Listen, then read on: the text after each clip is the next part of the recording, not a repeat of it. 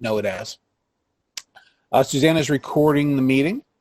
So as we go through this, if you've got questions, I think you could maybe post in the chat or unmute yourself to ask the question, and then go back on mute. We've got a lot of people on this, so yeah, let's keep the background noise down whenever possible. So today's meeting is going to be approximately 3 hours. During that 3 hours, hopefully you'll get a good general overview of the eProcurement and accounts payable module. So this is not intended to give you everything you need to know about our eProcurement tool and our accounts payable tool during that time. There simply is not enough time. You know, our implementation is many months long, so this 3 hour condensed sort of introduction should hopefully get you foundation of the type of decisions you'll need to make, you know, going forward on that. So let's before I jump in, does anybody have any questions before?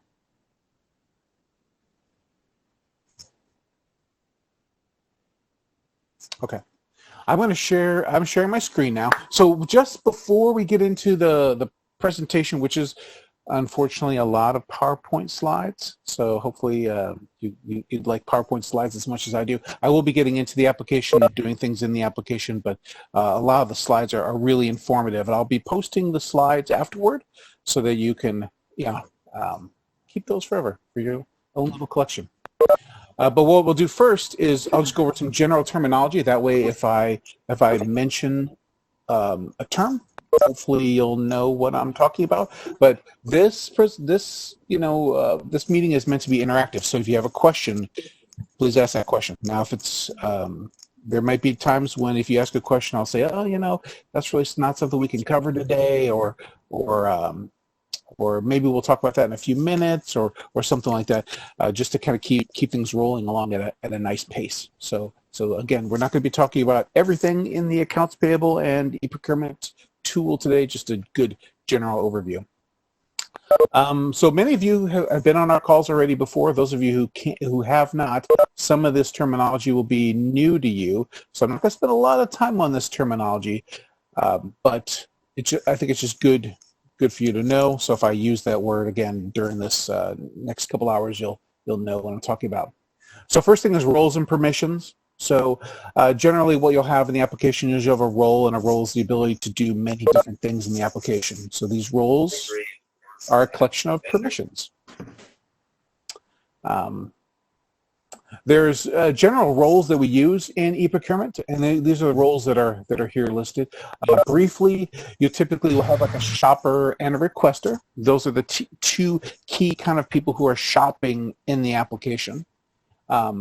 If I didn't say this before, but users can generally have multiple roles, with the exception of like the shopper and requisitioner. You would designate a user to be a shopper, or you would designate the user to be a requisitioner. And the difference between that is one of those roles can actually submit their own orders and the other one cannot. So most customers use the shopper requisitioner sort of coin in their implementation, because you might have people who you want to be able to create carts. They might not know things like their accounting codes, or they may not be a very sophisticated shopper. So in those cases, these people are putting things in their carts and saying, hey, I want you to check out for me. So they're assigning their cart to a different person for that person to check out. That's not saying that you have to use that model. You might have everyone in your organization be a requisitioner. But the shopper requisitioner is the traditional model. You can also rename these roles, of course. I know you've already renamed some of your roles in the application. So again, I'll build these as shopper requisitioner, and then you can rename them to be whatever you would like them to be.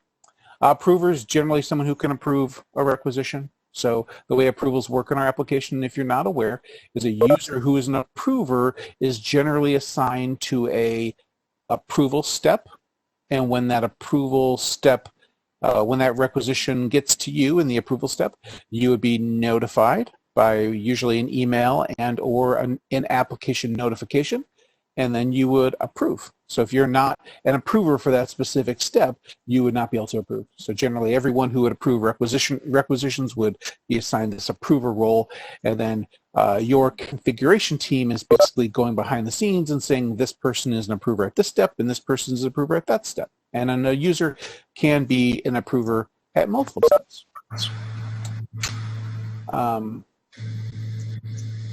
Usually this person who's a purchasing, that's a role that's not used very often, but that role generally gives the user the ability to not only approve or reject a requisition, but they can also modify it. So once it gets to them in the queue, they can actually say, "Hey, I'm gonna change this or that on that requisition," versus just sending it back to the requisitioner and saying, "Fix this," and resubmit it. And then you have the administrator. So the administrator is the person that sets up the application. Moving right along, you've got some things about documents. So as you shop in the application, you have a cart, just like if you have a cart at Amazon. And then when you go to checkout at Amazon, basically what happens in our application is it becomes a requisition. So before the requisition, though, you also have this shared cart, which is some functionality that some users use. And shared carts are usually by department. So you might say, "Hey, we're going to have a cart, and it's going to be for Mo, Larry, and Curly, and these people are going to be able to share carts amongst each other." So Mo will put something in the cart, Larry will put something in the cart, and Shemp or Curly will put something else in that cart, right? And when they're done putting things in the cart, any one of those people can submit that cart into the approval workflow, making it into a requisition. The requisition is sort of where the magic happens, right? So that's where the approvals are happening. People are looking at that requisition. They're reviewing the information in it. Does he really need this? Does she really need this? Are these codes correct in there? During the requisition process, we're also usually talking with the ERP. So we're going out and saying, "Hey, is there money in these accounts?" So the user who is a requisitioner will have to put in account codes when they submit their requisition, because when it gets to that approval step, it communicates with the ERP, your financial system, and it'll actually either approve it, moving it on, or it'll reject it, and it'll send it back to the person saying something's wrong with those codes.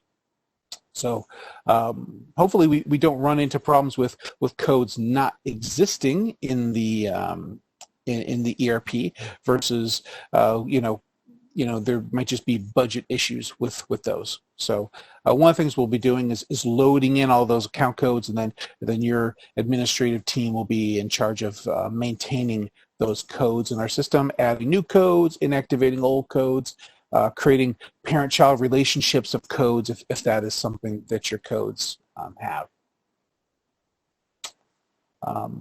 Once the requisition finishes workflow, it automatically converts itself to a purchase order. So the purchase order generally does not have any approvals in the purchase order. You've already have your items approved. At this point, we're doing a couple things. We're sending that order out to the supplier and saying, "Hey, I want you to send me these 10 widgets." And we're also sending that purchase order to your ERP. So we're doing a couple things there. So here, all we're doing is really budget checking, or code validation, whatever you want to call it. Different customers have different terms for that. And purchase order is where we're actually sending out the orders. Receipt. So receipt is, I've received some goods. So someone in the application is going to go in and say, "Hey, I received these 10 widgets," or "I only received 8 of the 10 widgets," or something like that. So that's going to be important for the invoicing process, because when that vendor ends up sending you an invoice, if you have not entered a receipt, it's going to stop in that process and say, "Hey, we need a receipt from this vendor." Now, there's some circumstances that we can get around that. Some customers will say things like, "Hey, if we get an invoice from this supplier, we don't care about receipts." We're just going to pay those invoices. So that sort of functionality, flexibility is later on. We'll discuss that, during the whole matching and tolerances part of accounts payable. It might come up briefly in conversation today, but probably later on in the implementation when we're talking about that. So you want to bring those sorts of scenarios to those calls. Like maybe you'll say that you need a three-way match for everything, which is a three-way match is a PO, receipt, and an invoice. Or you might say for these suppliers, we don't need a receipt. Or maybe we're going to have a variance for our suppliers at 10%. So if they invoice us 10% over, we're going to still pay those invoices, or not. So you got lots of options there. We'll discuss that later on. Don't want to get too bogged down with that. Shopping methods, right? So you're going to have hosted catalogs, right? So a hosted catalog is a catalog that the supplier basically loads into the application. So part of the implementation, you'll be working with someone other than Dan for a change, all right? And that person's going to be working with you on your suppliers, and you'll be delivering your list of these are the suppliers we want to work with to that individual, and that individual will work with you with the suppliers and getting those enabled, right? So there's going to be a portion of that you will be responsible for. Our team can only say, hey, supplier X, please give us your catalog, and then if supplier X doesn't really want to deal with Jaggaer, then maybe you need to do a little bit extra prodding on your side to get them to do what they need to do. Generally, the hosted catalogs, they'll deliver like a price file, and then if there's a price file that changes, they'll send in a price file once a year or whatever, once a quarter, and then someone will be responsible for validating those price files. Some hosted catalogs have what's called a live price, right? So they will have a price that might change. So you'll see within the hosted catalog, there'll be a little button there where you could click for the most updated price, which does an immediate query over to the supplier's catalog, and it brings it back, and says, hey, this is $18.13 or whatever that item is. So hosted is one way they'll have a catalog in the system. A punch-out is different, okay? So the difference really between a hosted and a punch-out is the user is shopping on a hosted catalog in your application. So they're searching for pants, and they find pants there, right? So that's a hosted catalog. I've searched for pants, I found pants. Whereas a punch-out catalog is, hey, I really need to order these cool pants from JCPenney or whatever, right? So you actually click on the link, which takes you out to their site.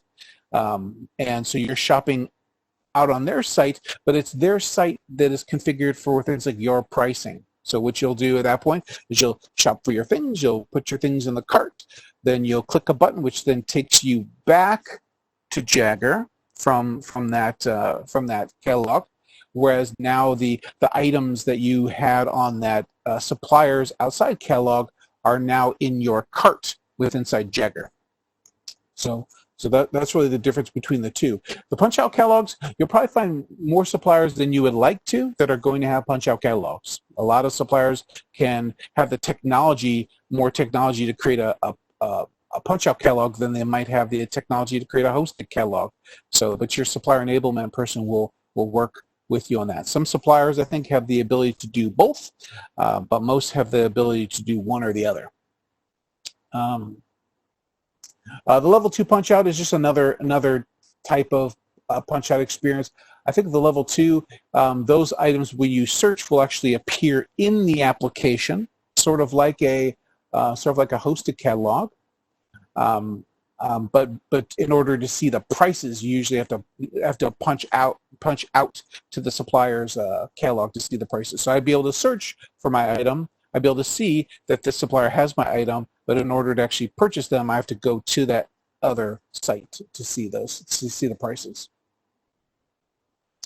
And then this is just some other information about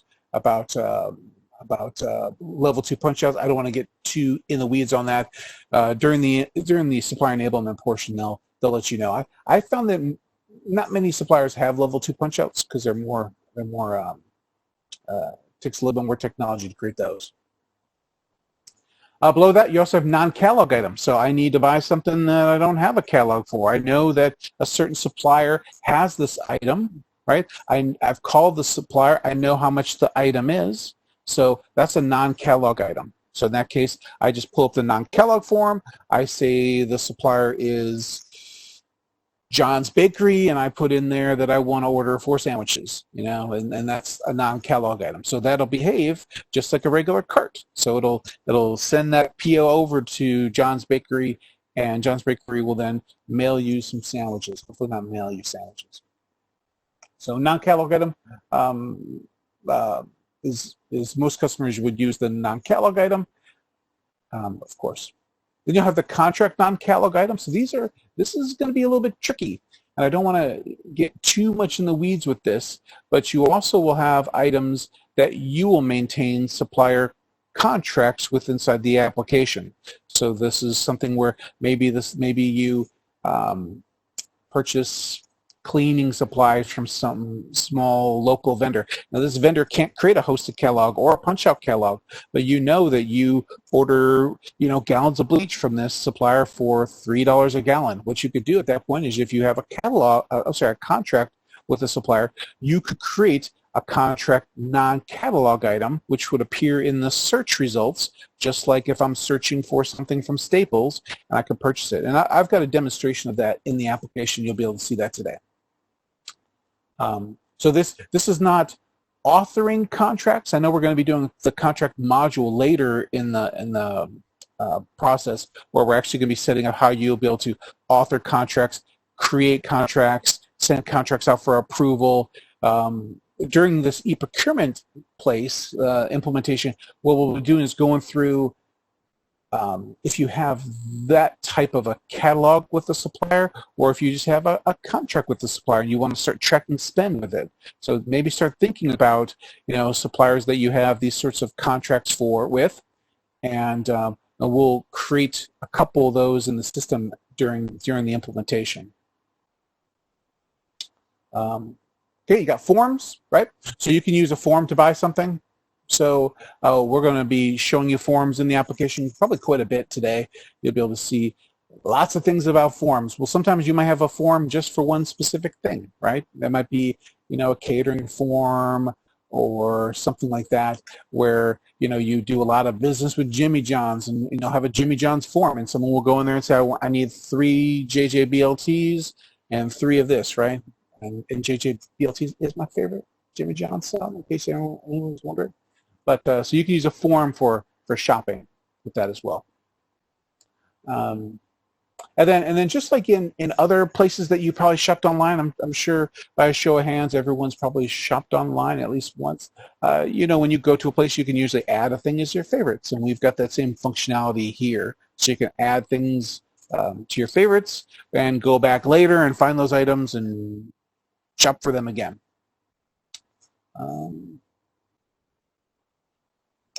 Let's see, approvals and workflow. So you've got workflow is basically your approval process. So I'll be working with your configuration team to come up with the approval process that you'll have for your requisitions, and we'll be going over that. So workflows is just a general term of approvals.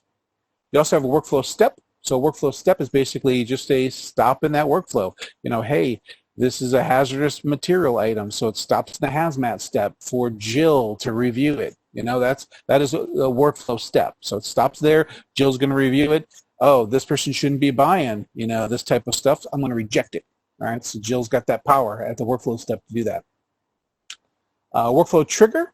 So a workflow trigger is really what makes that workflow step happen, right? So it can be, a custom field. It could be a specific supplier, an amount, a commodity code. Lots of things can be used as a workflow trigger. So usually what happens is the workflow submitted, the requisition is submitted in a workflow, and based upon the criteria in that requisition, it's going to stop at one or more approval steps. And so the workflow triggers are really what makes a requisition stop an approval step where it wouldn't stop in another workflow step, So that hazardous material step that I was talking about earlier, if I was ordering some rubber gloves, the rubber gloves do not have that commodity code for hazardous material, so they would not stop in that step for Jill. Jill would not see that requisition. It would bypass that step. So workflow approval types. So you're going to have dynamic and advanced dynamic workflow, and I'll go over that with the admin team. But it's basically just ways of making those workflow steps happen. So these are different approval types there. You've got static approvals. So a static approval is a hard-coded approval. So if every time that I submit a requisition, it always goes to my manager or something like that, that is like a static approval, right? So it doesn't have any other criteria. It doesn't have a dollar amount associated with it. It's just basically every time anyone submits a requisition, it always goes to a certain person. That'd be a static approval. So I don't see as many of those as more driven by situationally, but static approvals are fine. So that is all the basic terminology. I'm going to pause here for a second and see if anyone has any questions before we get into the good stuff.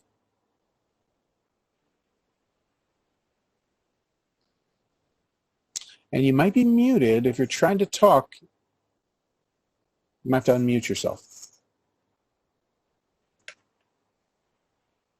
All right, great. Oh, hold on, let me see. How do I do this? Click. You'd think this is my first WebEx. Look at that. All right. Now into the fun stuff. All right, so Spend Director and AP Director Product Orientation. Our meeting today is for 3 hours, which is not a lot of time, right? We don't have a lot of time to get through this. We'll probably want to take a break somewhere in the middle of that. If everyone else is over caffeinated as I am, we might need to take a little break, part way through that. So focus today is we're going to be looking through just the functional capabilities of these products. These should be people on the call that are usually team members implementing it. So we might have more people than just the team members, but that's generally who the audience is for that. So tips for the orientation: please ask a question if you have something there. Suzanne, I would ask you to please monitor the chat. If you've muted people and people can't get off mute, you might need to unmute people.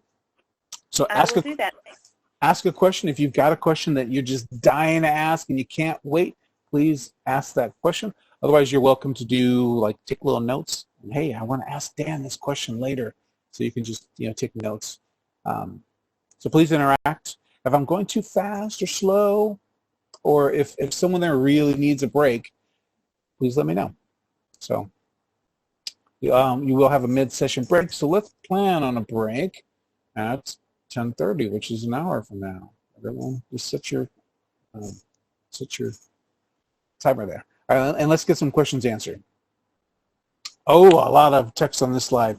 So I'm going to bypass the introductions. We don't have really the time to do the introductions. I'm Dan, and you are William and Mary. So we're going to do the overview of the application. We'll be getting into the site. I'll be getting in and demonstrating things in the site. Usually if I find something is applicable to a slide that I am demonstrating, I will get in and show you inside the application. We may talk about user roles and permissions more than we already have. I'm not sure if we will.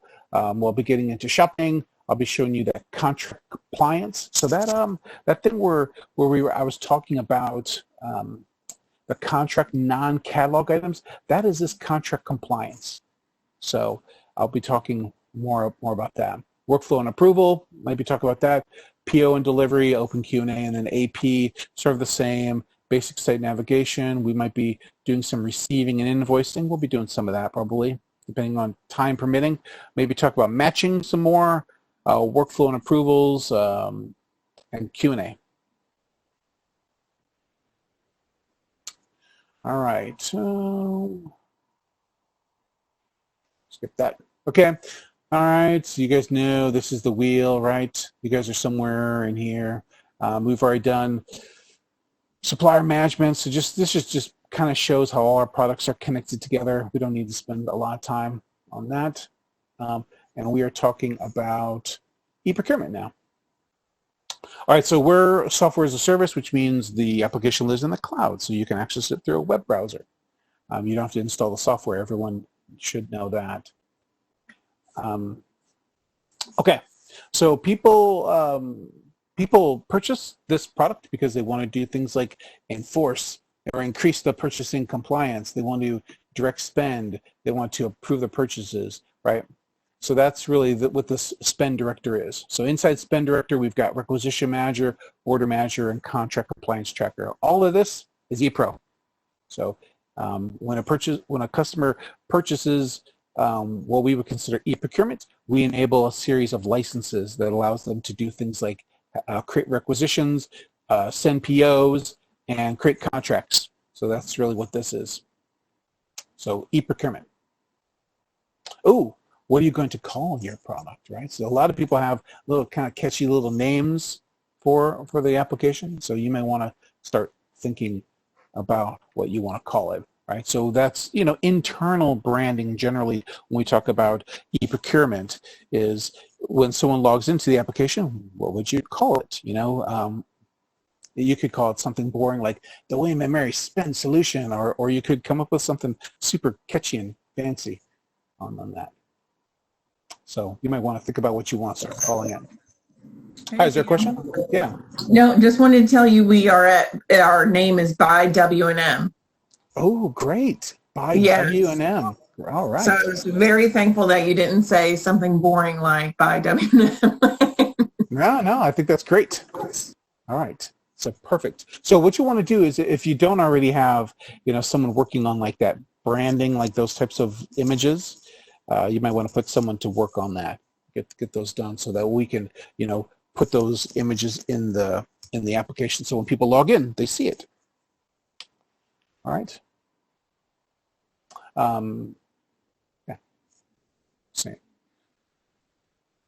Again, another slide about just really what the application does. We've talked about a lot of this as well. So it's easy to use, right? So if you've shopped online, you can shop online in our application. Spend with suppliers is directed to the suppliers you want to build relationships. So a lot of that is tied to those hosted and punch-out catalogs. So if you've got those in the system and you do business with these suppliers, then what you can do is drive that spend toward them by making their catalogs available.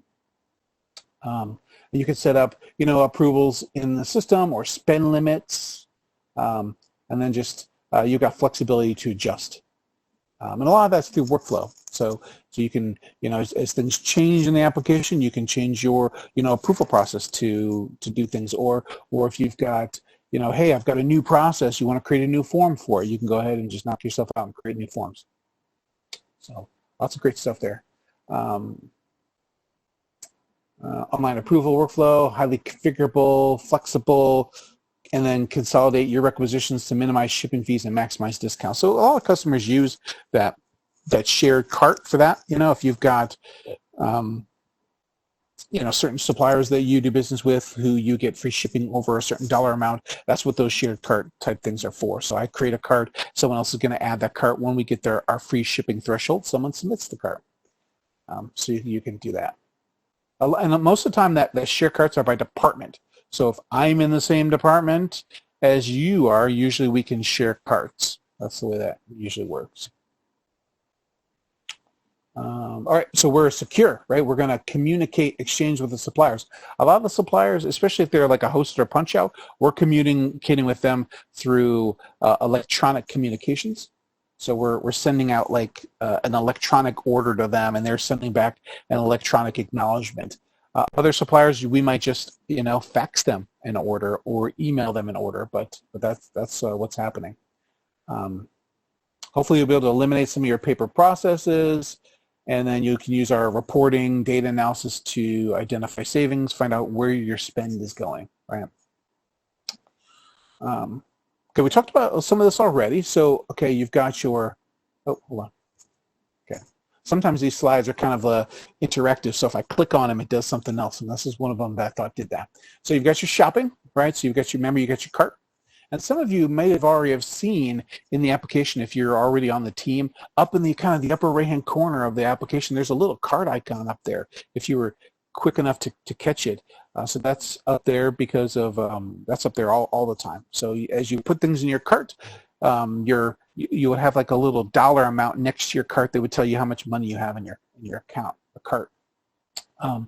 And I get the question sometimes from customers that say, hey, what, can I have more than one cart? You sure can. You can have as many carts as you want. So if I create a cart and then I want to go ahead and create another cart for someone else and then share that cart with someone else, I can do that. I can create really as many carts as I want. So there's a place in the application where you can go and see all of your carts and all the shared carts, all the carts that are shared with you.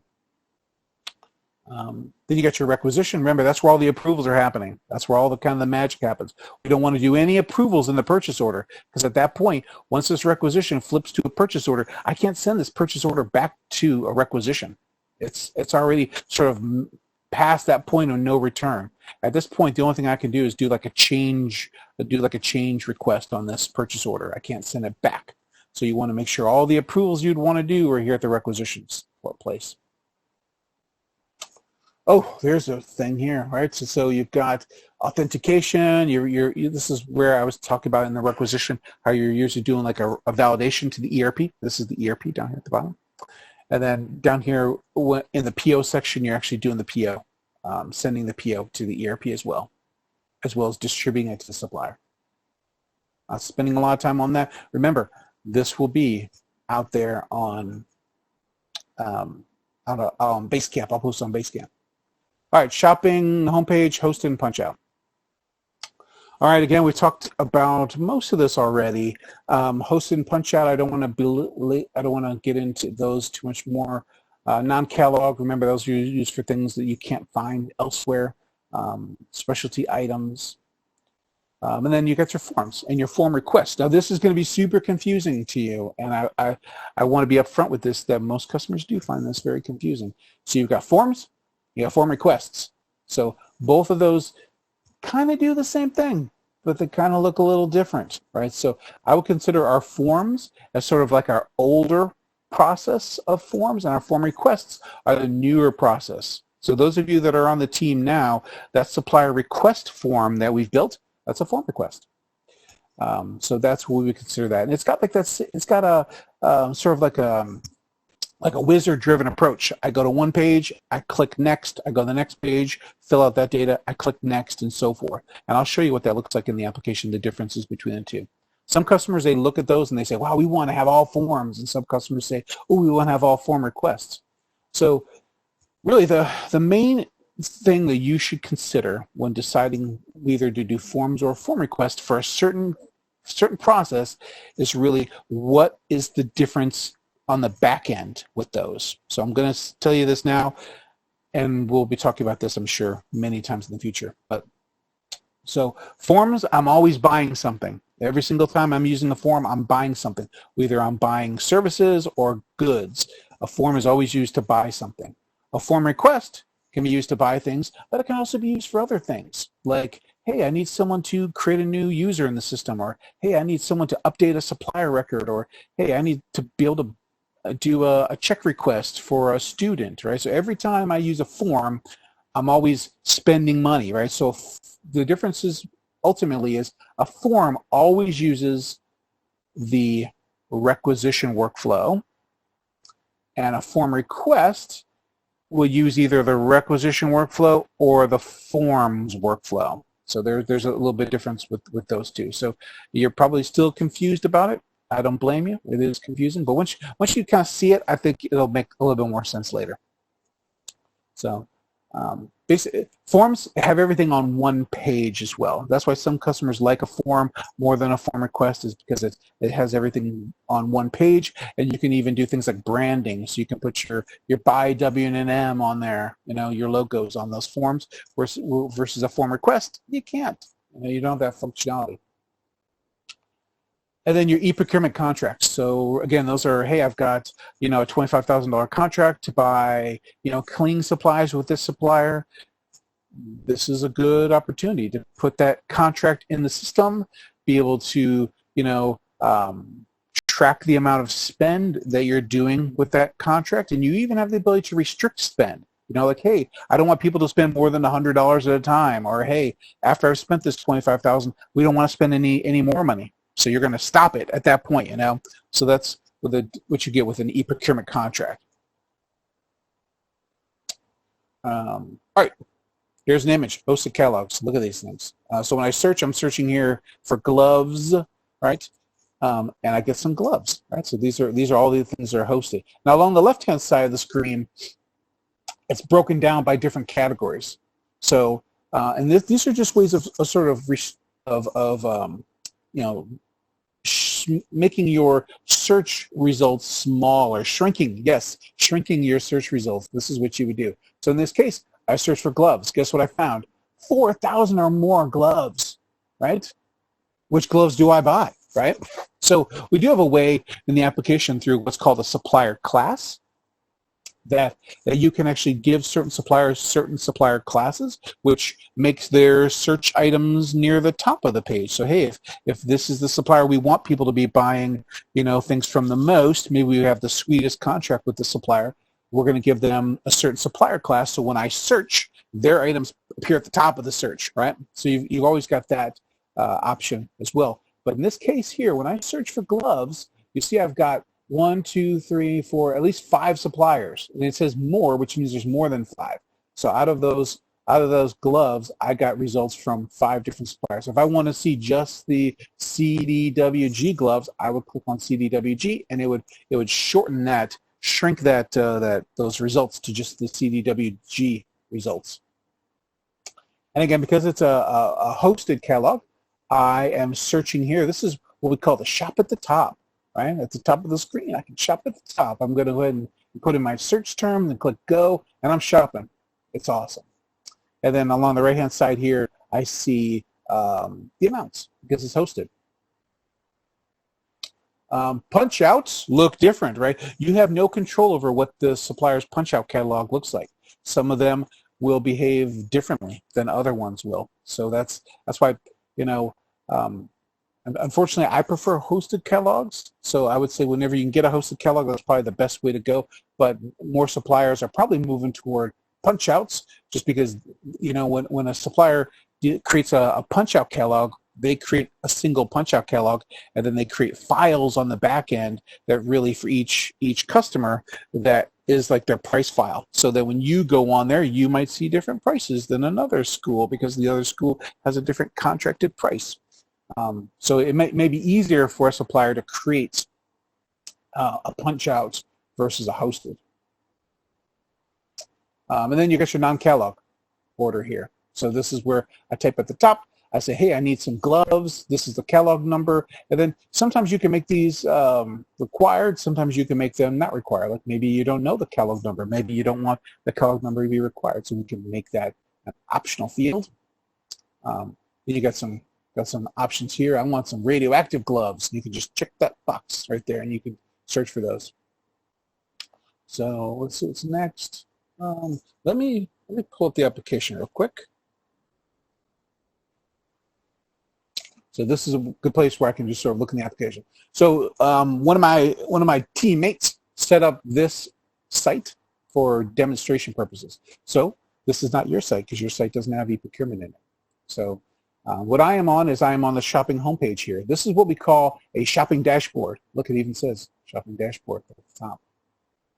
So in there, I've got a couple catalogs in there, right? I've got links to my non-catalog item. I click on this. Wow, look at that popped up, right? It looks just like the screenshot you just saw, right? Or similar. But this is where I can search for supplier, name, test. Yeah, do I have any suppliers in here? Dan's? What was that name? Staples. There's got to be at least one supplier in here. Supplier search. By and large. Click on that. Right.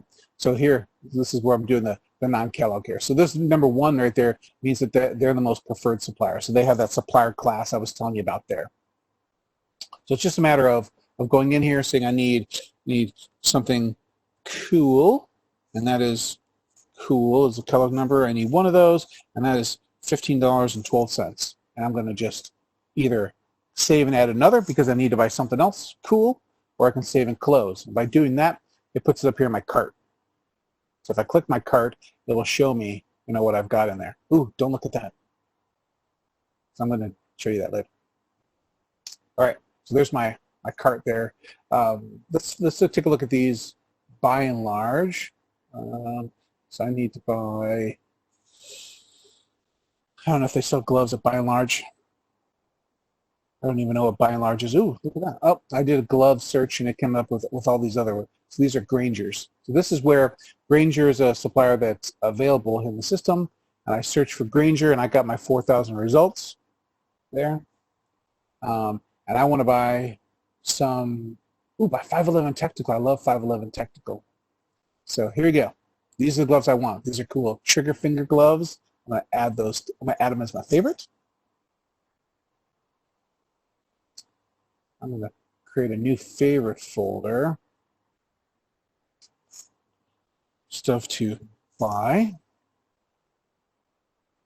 And I'm going to put there in that stuff to buy folder, and I'm going to say add to cart. Right? So right there, I just added that to my cart. You can see at the top, I've got my 6911 there for my new awesome gloves. I can view the cart. And this is what the cart then looks like here. So right now I've got just one item in there. I can see this got my manufacturer name, product information. It's got a UNSPSC code here.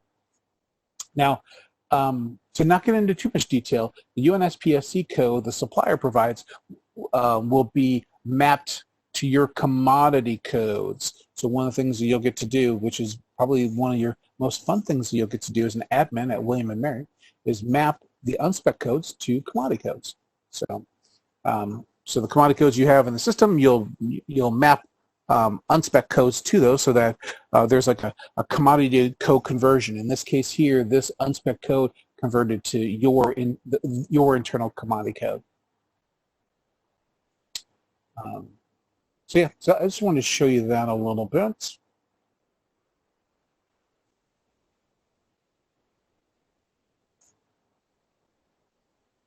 Okay, forms. Oh, highly configurable components of shopping.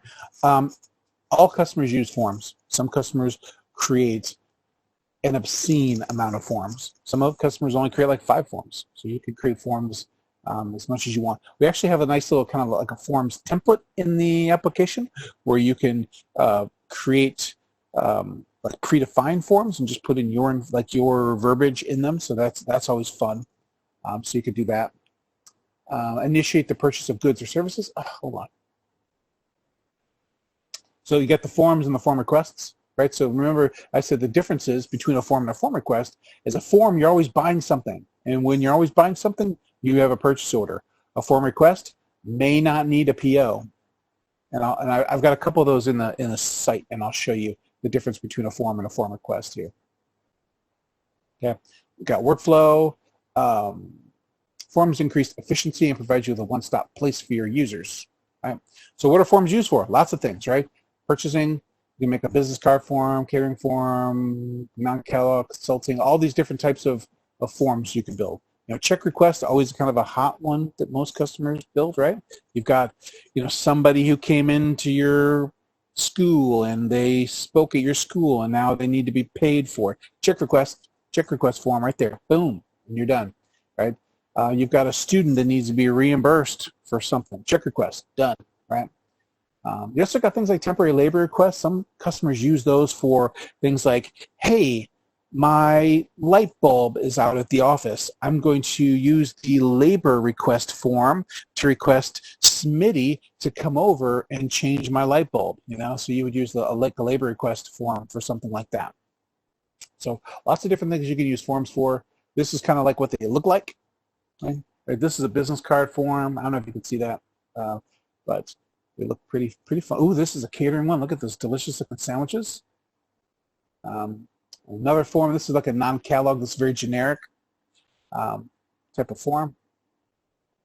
Oh, and this is a form request. So those of you who have already been working with us on the supplier management will recognize this side right here, the side navigation right here. So this is what differentiates a form from a form request. Notice how the form has no side section where the form request does, right? So the idea is you're going to go from page to page, clicking next, next, next as you go through, and then you would submit it.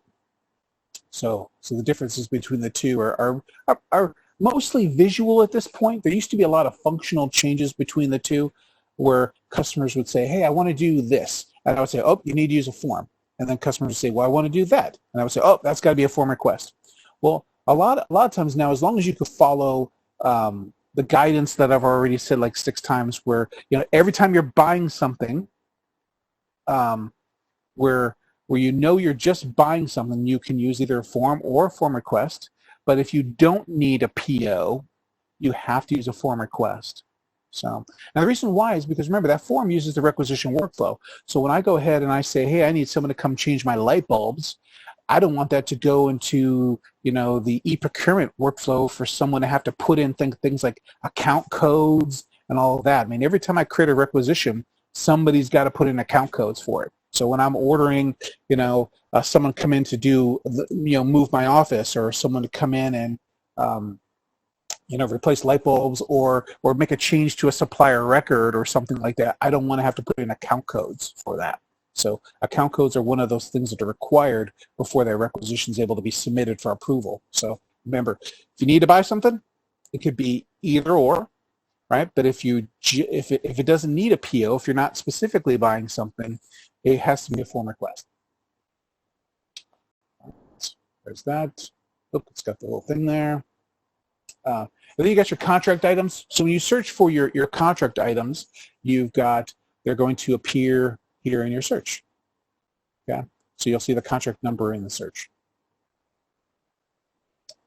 And then you could have contracts that just give instructions, right? So maybe you've got a contract with a rental car agency, right? Where people should always do a rental car. Well, by you creating a contract with that rental car company, in this case here, Enterprise Rental Car, when I'm searching for it, the user's not buying rental car services through the application and providing account codes and all that.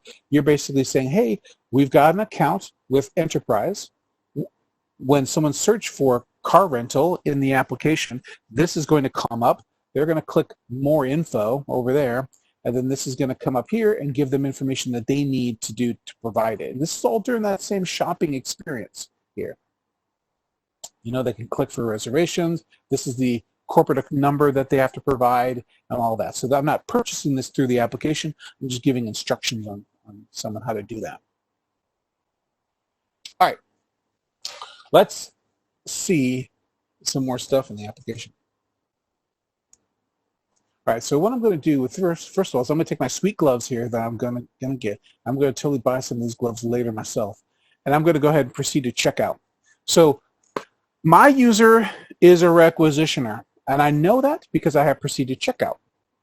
If I was just a shopper, I would not see proceed to checkout. I would only be able to assign the cart. So in this case, I can do both. I can either say, hey, I know that Jill is going to want to buy some stuff from 511 Technical as well. I'm going to assign her the cart, and she can buy something, and then our box will all be shipped together, right? Or I could just proceed to checkout in this case, right? So what we're looking at here is now we're looking at the requisition. So once I've submitted my cart, I now have a requisition. Now this is a really, really basic requisition, so don't beat me up on any of this, but I didn't even do things like make accounting codes required on this because I don't want to belabor the fact where I'm like searching for account codes. Which fund should I use? Which account should I use? I made this as super simple as I could here. So your user would have items in here that they would need to complete, and they would know that they need to complete because there would be check marks that would be gray for them, and they would not have the submit requisition option until all of the check marks are green. So in this case here, I'll just take you on a quick journey. I've got my general tab. It's got information about my gloves. I've got shipping, where my gloves being shipped to. This is my shipping address here. So generally what happens is the first time your users are buying something, they're saying this is my shipping address. So the shipping field would be gray for them. So now when I search, now every time I shop, I've actually set this shipping address as my default. billing, same thing with that. So the first time your user shops, they're probably setting a couple things. They're shipping and billing addresses. Administratively, you can certainly go in behind the scenes and set everyone's shipping and billing information for them. So that is something that your administrators have the capability to do. So some customers love that. Some customers will say, nope, I've got way too many other things to do, and go through and find out where Jim wants his gloves shipped. So you can do that. All right. In this case here, I've got accounting codes. Again, you can do split with the accounting code. So if I've got more than one accounting string that I want to put my gloves toward, I can actually split them. So I can do that as well. I've got internal notes. If I wanted to add a note to the supply internally, I can say these are for my birthday. I could put in internal notes, and then here I've got the external notes. These get sent out to the suppliers. So this is the information that gets sent along with that PO. So I've got an internal section, an external section. You would just put that information in there. From here, I'm just going to submit my requisition. Okay, so this has been submitted. What I'm going to do here is just take a quick peek at it, make sure that my approvals, everything's good to go. All right, so it's under purchasing review here. I'm just going to expedite it to create PO for now. All right, so I've got the ability to expedite it. Right, so this one right here went to a purchasing review step where someone's going to review it and hopefully approve those gloves because I really wanted them. So in this case here, the PO is being created, and this PO was created. So what happens is once the PO gets created, I've got a section here on the left for related documents, and I can actually look at the PO. And I'm doing that because I want to write the PO number down because I may want to receive on this later.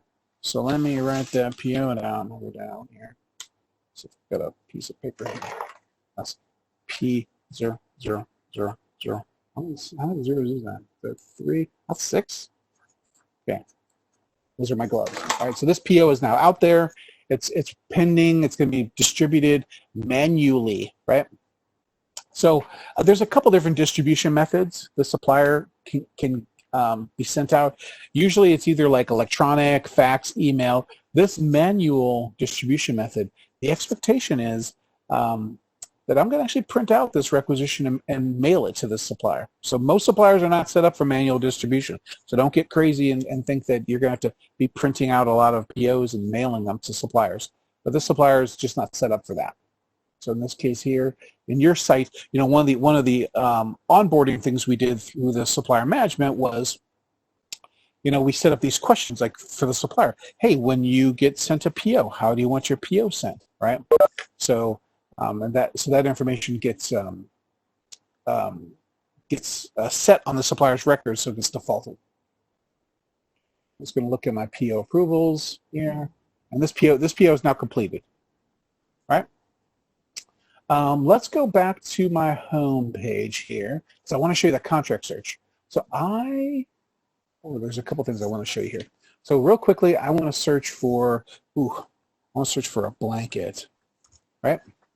I created a contract non-catalog item here called Sweet Blanket, and this is under my Grainger. Now I've got a contract with Grainger in the system here. So basically, when I order a blanket, I can look at this blanket and say, "Ooh, look at that cool, print on that. Yeah, my significant other is really going to love that." So I'm going to actually order this blanket. So add to cart, right? And I'm going to go to this cart. I'm just going to check this blanket out as well. I'll do the same thing I did before. I'm just going to submit that requisition. And I'm just going to expedite that. So I'm going to go to my approvals. I'm just going to expedite past that step again. Again, I'm just doing this because I wanted to have a couple POs in the system, so later on when it gets into the receiving section, I can go in and enter a receipt, okay? So pretty easy. So you saw when I searched for that blanket was actually, if I was to look here under my, where's the number? Under my contracts, I've got one contract in the system, and that contract is with Grainger. And it's in effect, so it's able to be shopped under. So one of the things that I'll be showing you during our implementation is how to go down here to the goods and services section and add your items to this. In this case, this is where I added that blanket. So I added that blanket, and then you saw that when I just did a search for blanket, it showed up in the search. And it did that because, because I created this non-catalog contract item for this blanket. So not a hosted, not a punch out, just a contract item there. And then I've got a couple forms. So let's take a look at a couple forms here. So I've got a couple in here I built. One's called a user request. I'll click on that. So basically the idea of this is I need another user added to the system. So you can see it says this is not for approvers or something. I click next. Got a couple questions. I need to add a new user. I need to add Charles Bronson. Oh, that's the last name. Okay, Charles Bronson. He's got an EID of 456. His banner ID is 123, and he's going to be a requester. Okay, and this and operations and next and submit. So again, this is similar to what some of you may have already seen before during the implementation with the new supplier request. So in this case here, I just created a form request for this, and you can really create a form request for just about anything you want. In this case here, you can see I created a step here called user request, and I'm an approver at that step. In this case here, the idea of this is it would go to a certain approver. That person would either approve or reject it, and then probably create that user in the system. So real simple, that form, really simple user request. I got another one here for a supplier update request. So during the supplier management implementation, we created a form on how to request a new supplier. Well, there's no mechanism built into supplier management for me to request a change to a supplier. So if I'm a user and I know that I am doing business with a supplier and they've changed something, the idea is that you use a form like this for someone, one of your end users, to make a request for someone to make a change to the supplier. So this is not for someone in your vendor management team to request a change, because those people would just go into that vendor's record and make the change. So this is really just an end user would request, some information about the supplier, right? So in this case here, they would just fill out the information and then they would submit that. So again, both of these are form requests.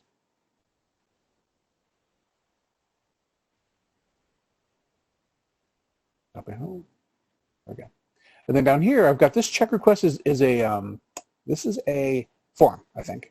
Yep. So it looks a little bit different, right? Everything is kind of on one page. Again, like I've said, some customers really like these more. I kind of like them more, to be honest with you. I'm not gonna lie to you. But as I search for my information here, what was that supplier we searched for before? By and large, select them. So by selecting them, you notice it fills out like all their information in there. Okay. I can go ahead and put in my information. This is a check request. So the supplier invoice number was 7/10/001. Invoice date was today. That was the date on the invoice. Product description, invoice for services, quantity 1. The invoice amount was for $174. So the idea here, again, is just the way the check requests generally work in our application is something like this. When I actually click go, it's going to go to a cart. Okay. Oh, this one says that it needs something. There's something missing on it. So I'm going to click back on this. It's going to take me back there, and it's going to show me a field that's missing. In this case, there is an attachment field that's missing here. So let me just quickly add an attachment. So that's probably the place where someone would add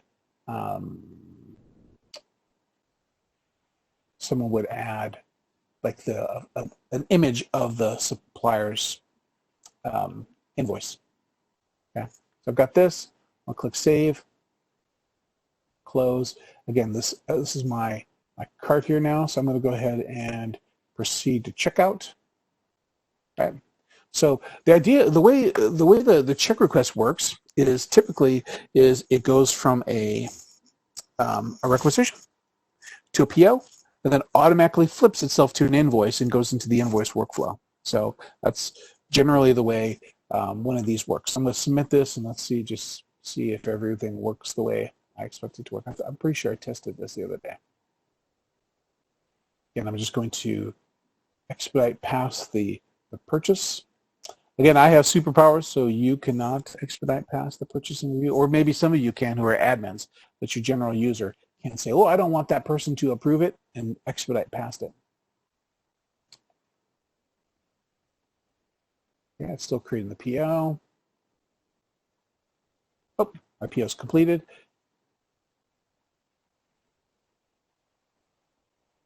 And let me just look at my approvals. Yep. So this one here, what it does is it's going to basically create the PO document in the system, and then it's going to automatically create an invoice in the system.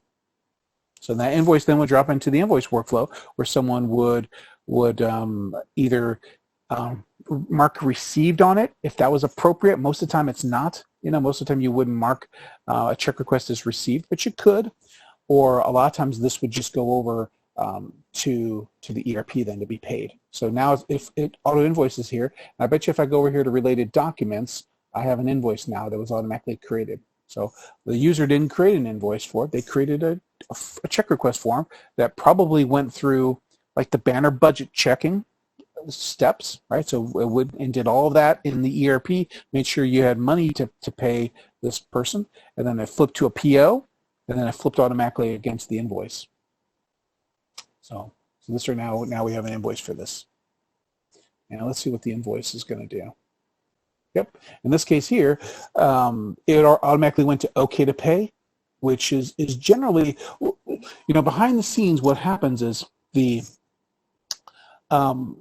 a PO goes OK to pay, that usually makes it available to be sent over to the ERP at that point. So the ERP, there's usually like a connection between the two that's looking for all invoices that are marked as OK to pay that have not been sent over yet. So it's looking there. It's looking like in that folder like every 10 seconds. So at this point, once this is OK to pay, it goes over and gets sent over to the ERP. And in this case, it's going to automatically then close the PO as well. So pretty easy process on this. Okay, so I'm going to pause there for a second with questions before we move on.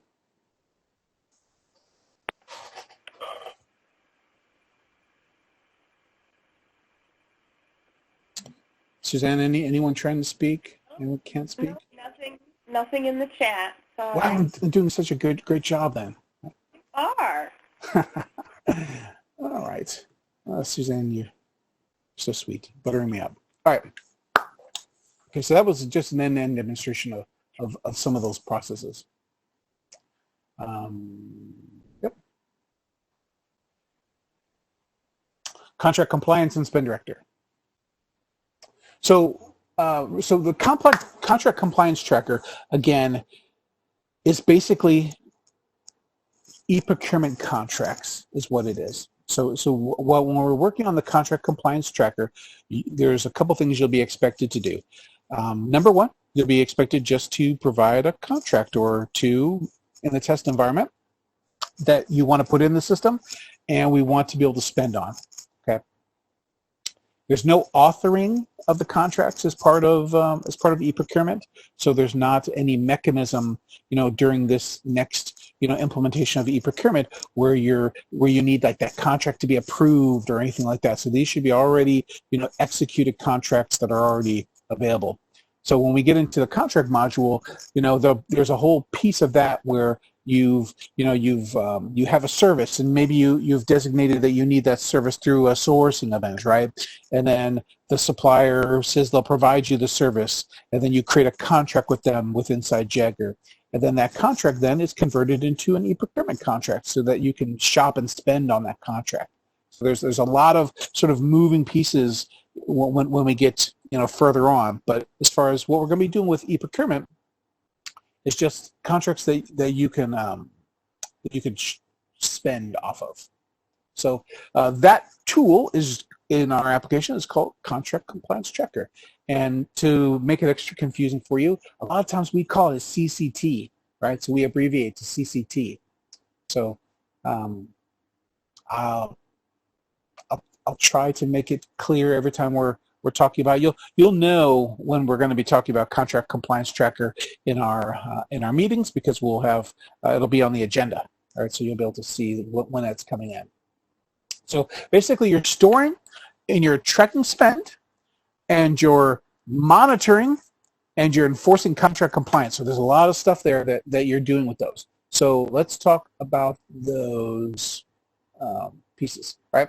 So you're storing the contract records in the application, right? So someone's creating a contract in the application.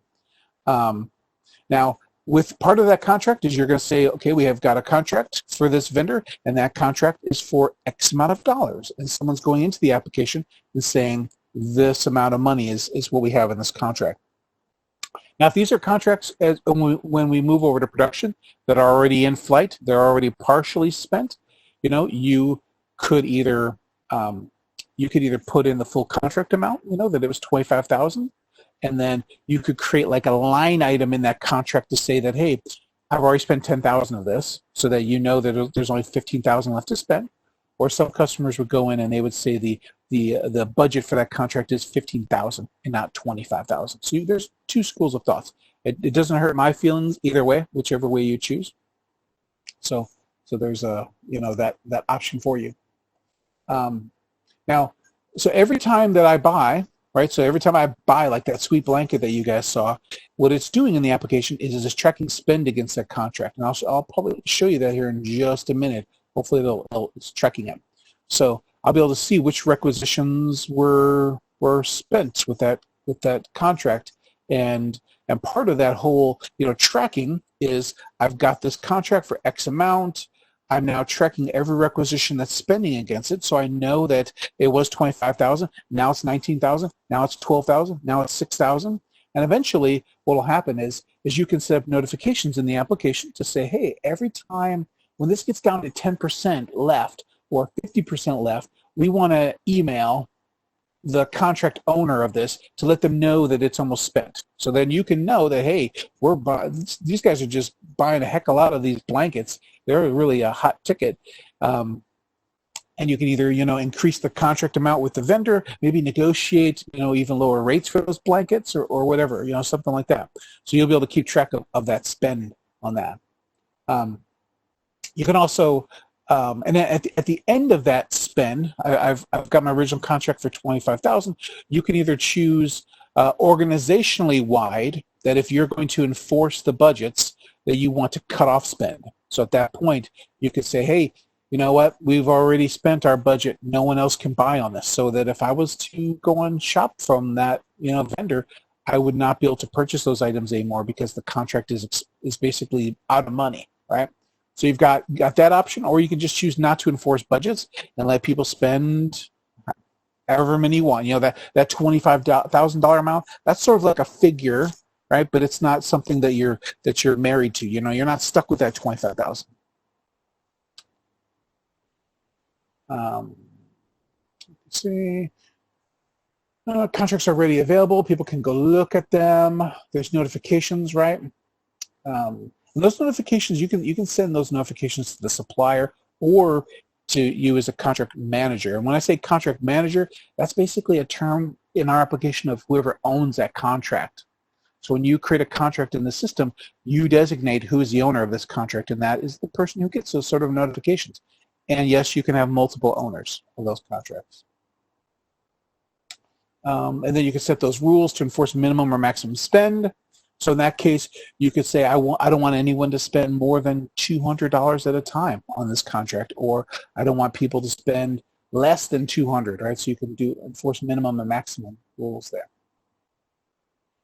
All right, let's go back in now, and let's look at that contract.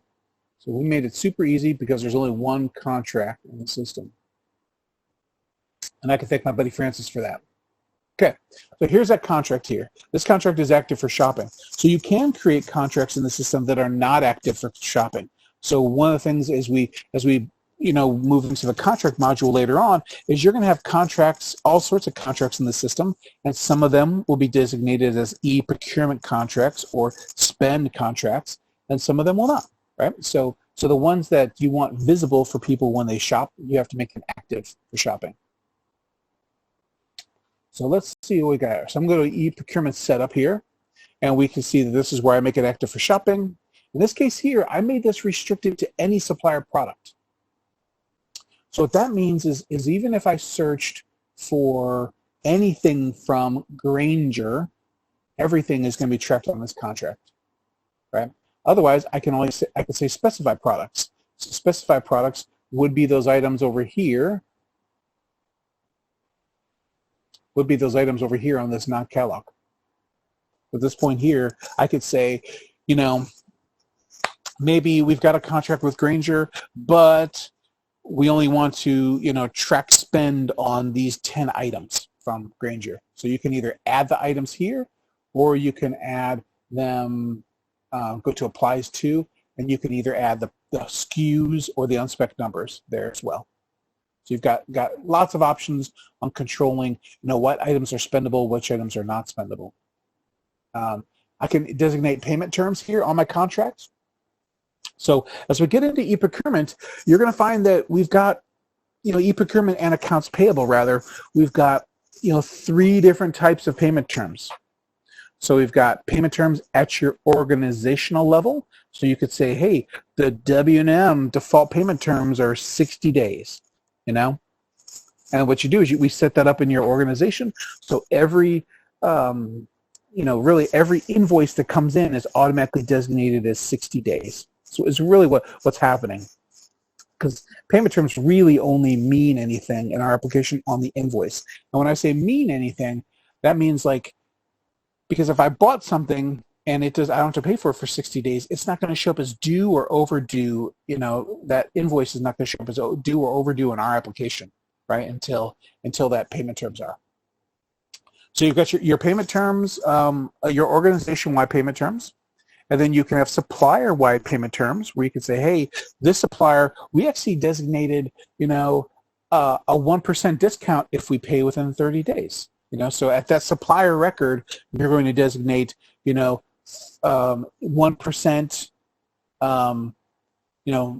days in net. So 1%, 30 or whatever. I don't know what it is. So it's, I don't know, I'm drawing a blank right now. And then you can have payment terms at the contract level as well. So the contract level payment terms always trump the other two. So in this case here, even if I had payment terms at the supplier level, even if they were better than the payment terms on the contract, because I've designated payment terms at the contract level, those would take precedence on any spend that's happening for these items that were generated from the contract. So 3 different payment terms that are available there. That might be something you might want to write that down. It's going to be coming up again, I'm sure.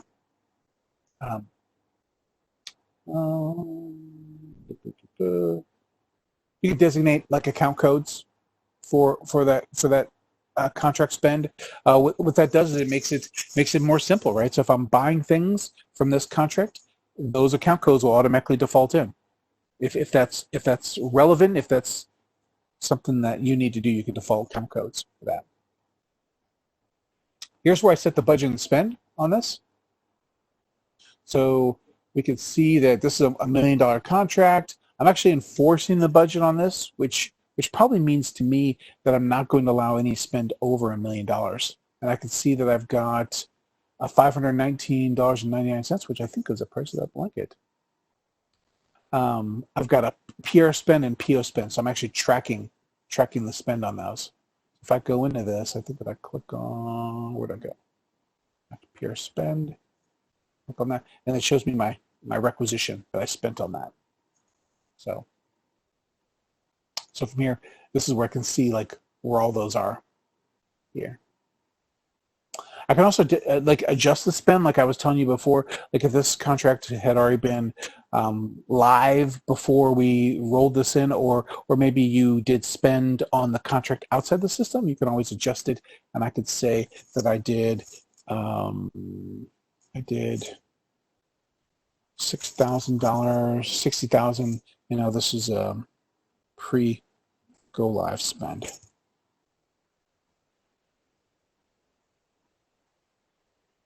Okay, and that just adjusts, you know, how much is left. Right now, I've got a lot of stuff remaining on this contract, but I can see here I've got, you know, this is where I'm tracking that PR spend. Here's the minimums and maximums. So if that's relevant, I don't see a lot of customers putting that information in, but you can.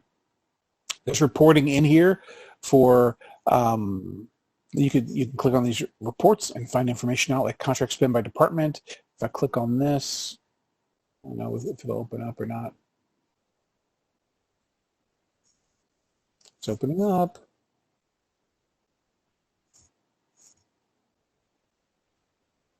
Okay.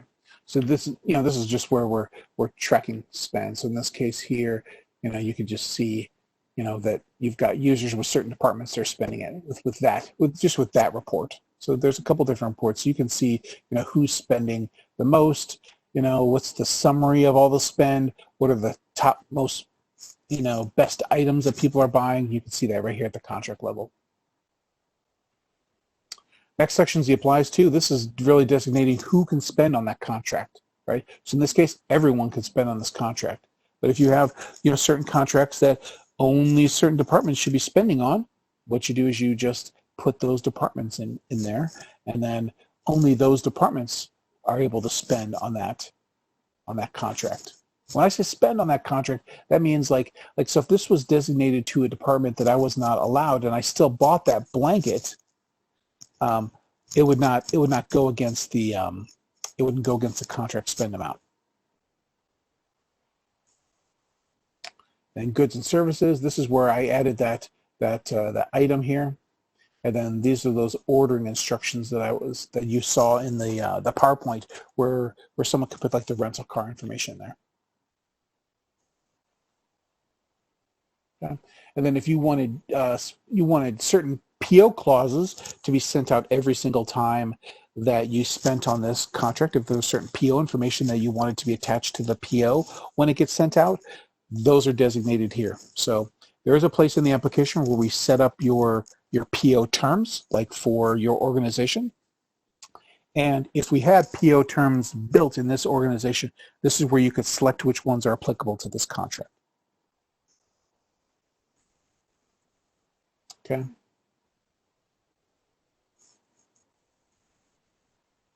That is contract compliance checker. All right, more about forms. Let's see, let me check what time it is here. I don't want to get too crazy. Oh, almost break time. All right, forms and form requests. All right, so and I can promise you when I went through this the other day, I noticed that some slides were duplicated from what you may have already seen, but those slides that are duplicated are important. So just keep that in mind. If you see something where you're like, wow, that slide, that image looks familiar, it was built that way by intention. Okay, so forms used for goods and services, may be added to cart, used for requisition workflow, generates a purchase order. So form request, used for requests. May generate a purchase order, may use requests use the form request workflow, and they're created with the wizard.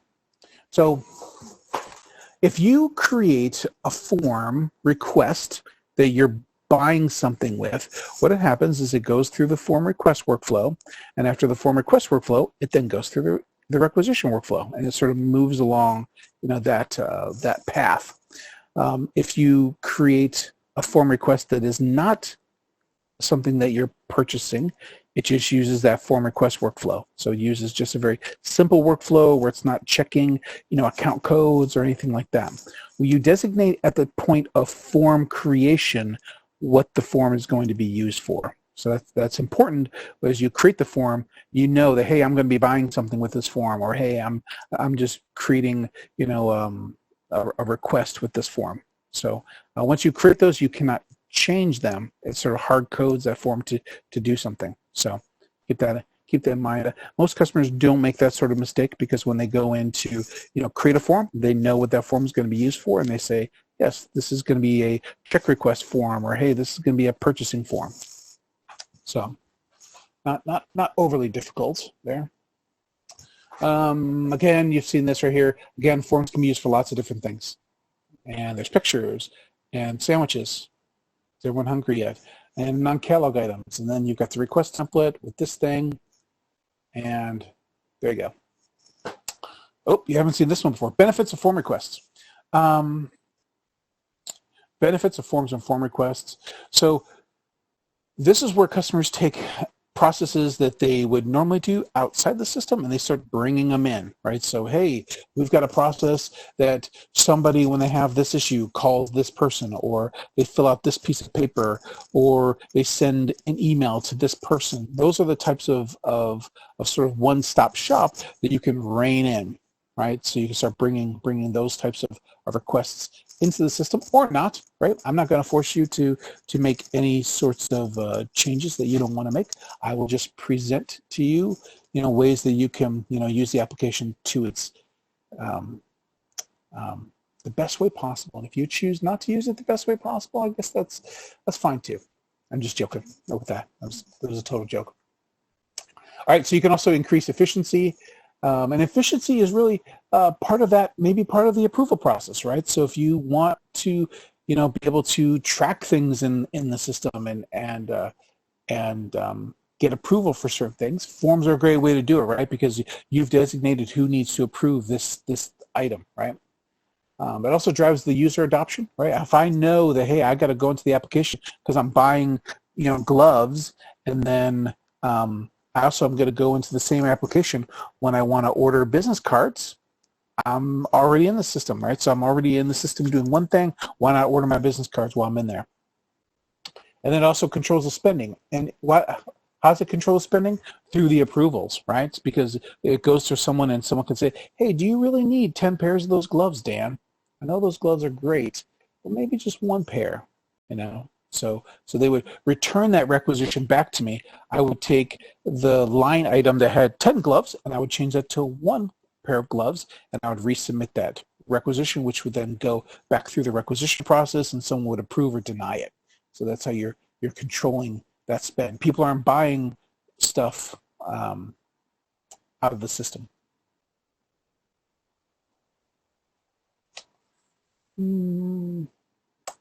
End user access to forms.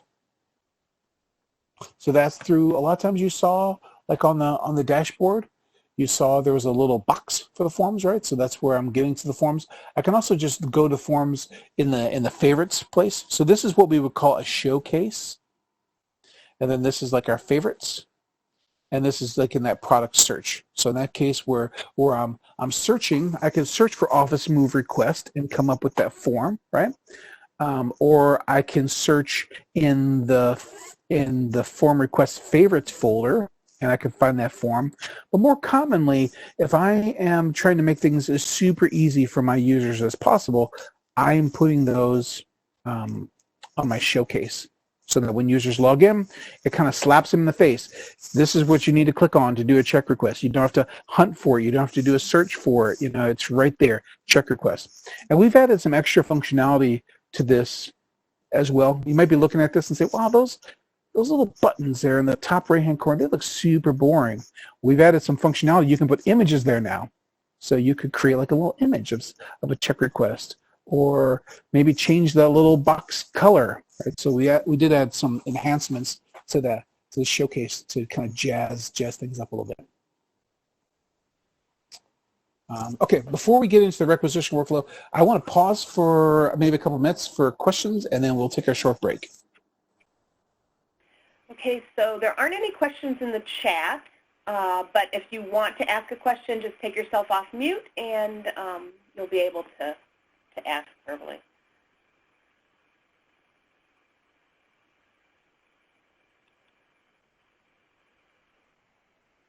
Okay. Hold on. You don't have to be shy. Oh, someone's asking a question. How exciting! I know. I got little goosebumps there when I saw that question come through. What was the question? How many form requests can we create? So you can create as many as you want. So ultimately, there'll be a certain number that we will migrate over to production for you on your behalf.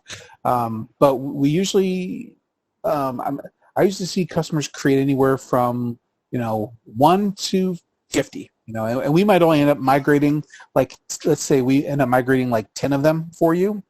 There is an export and import functionality with that. So if you created a really cool looking form or a really cool looking form request in the UIT system, it would just be an export and import into production for those. So did that answer your question, hopefully? Other questions? We've got a couple minutes before our break time.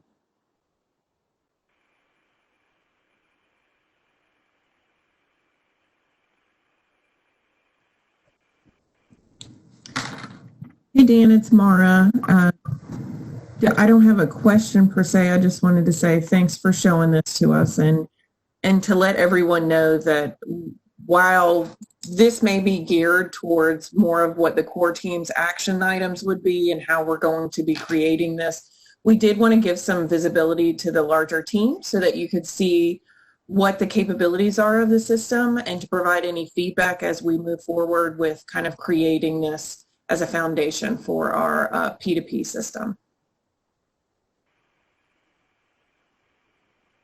Thanks, Mara. Mm-hmm. Yeah, thanks for that. So, Dan, how many minutes? 10 minutes? Is that? Yeah. Let's do a 10-minute break. Okay. And then we'll be back in 10 minutes. Yeah, we'll be back at 10:40 Eastern Time, and I'll put a little note in the chat so everybody can remember when we're restarting. All right, thank you. I'm going to stop the recording, and Dan, hopefully you'll help me remember to restart. For sure. Okay. So before we jump in for the rest of the meeting, we wanted to see if anyone had any questions.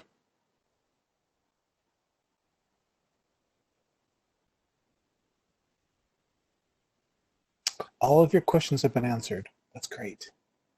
All right. I did have a question for you as a team. Do you guys use P cards?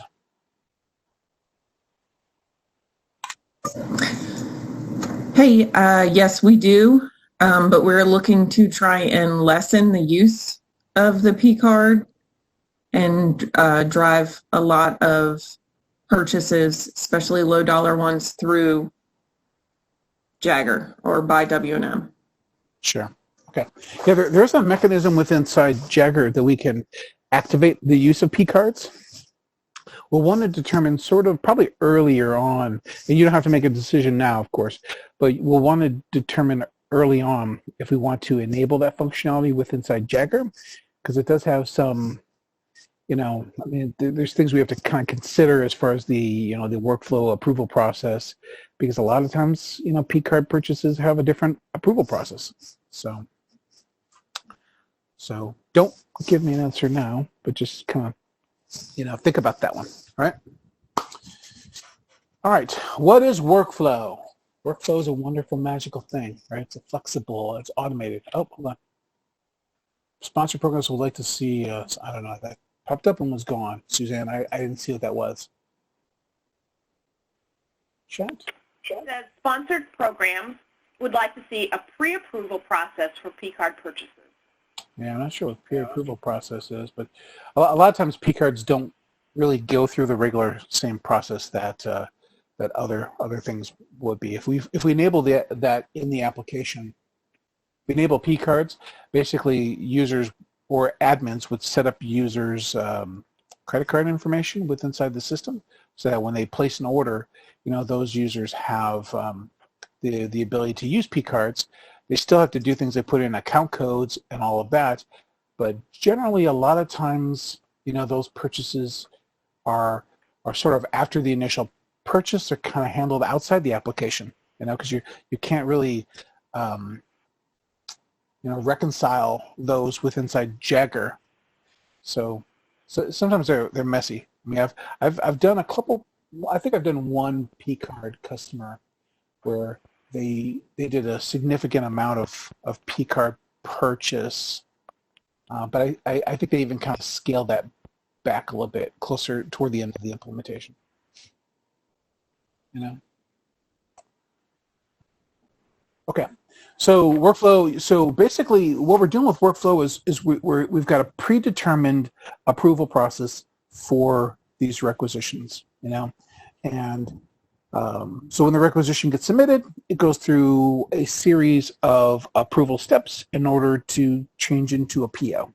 So generally, you know, it's somewhat of an automated process. And when I say automated, that doesn't mean that nobody approves it. That just means it goes from one step to the next step to the next step. So it goes to Stan, and Stan approves it. Then it goes to Jill, and Jill approves it. Then it goes to Susie, and Susie approves it. So that's what we would consider an automated.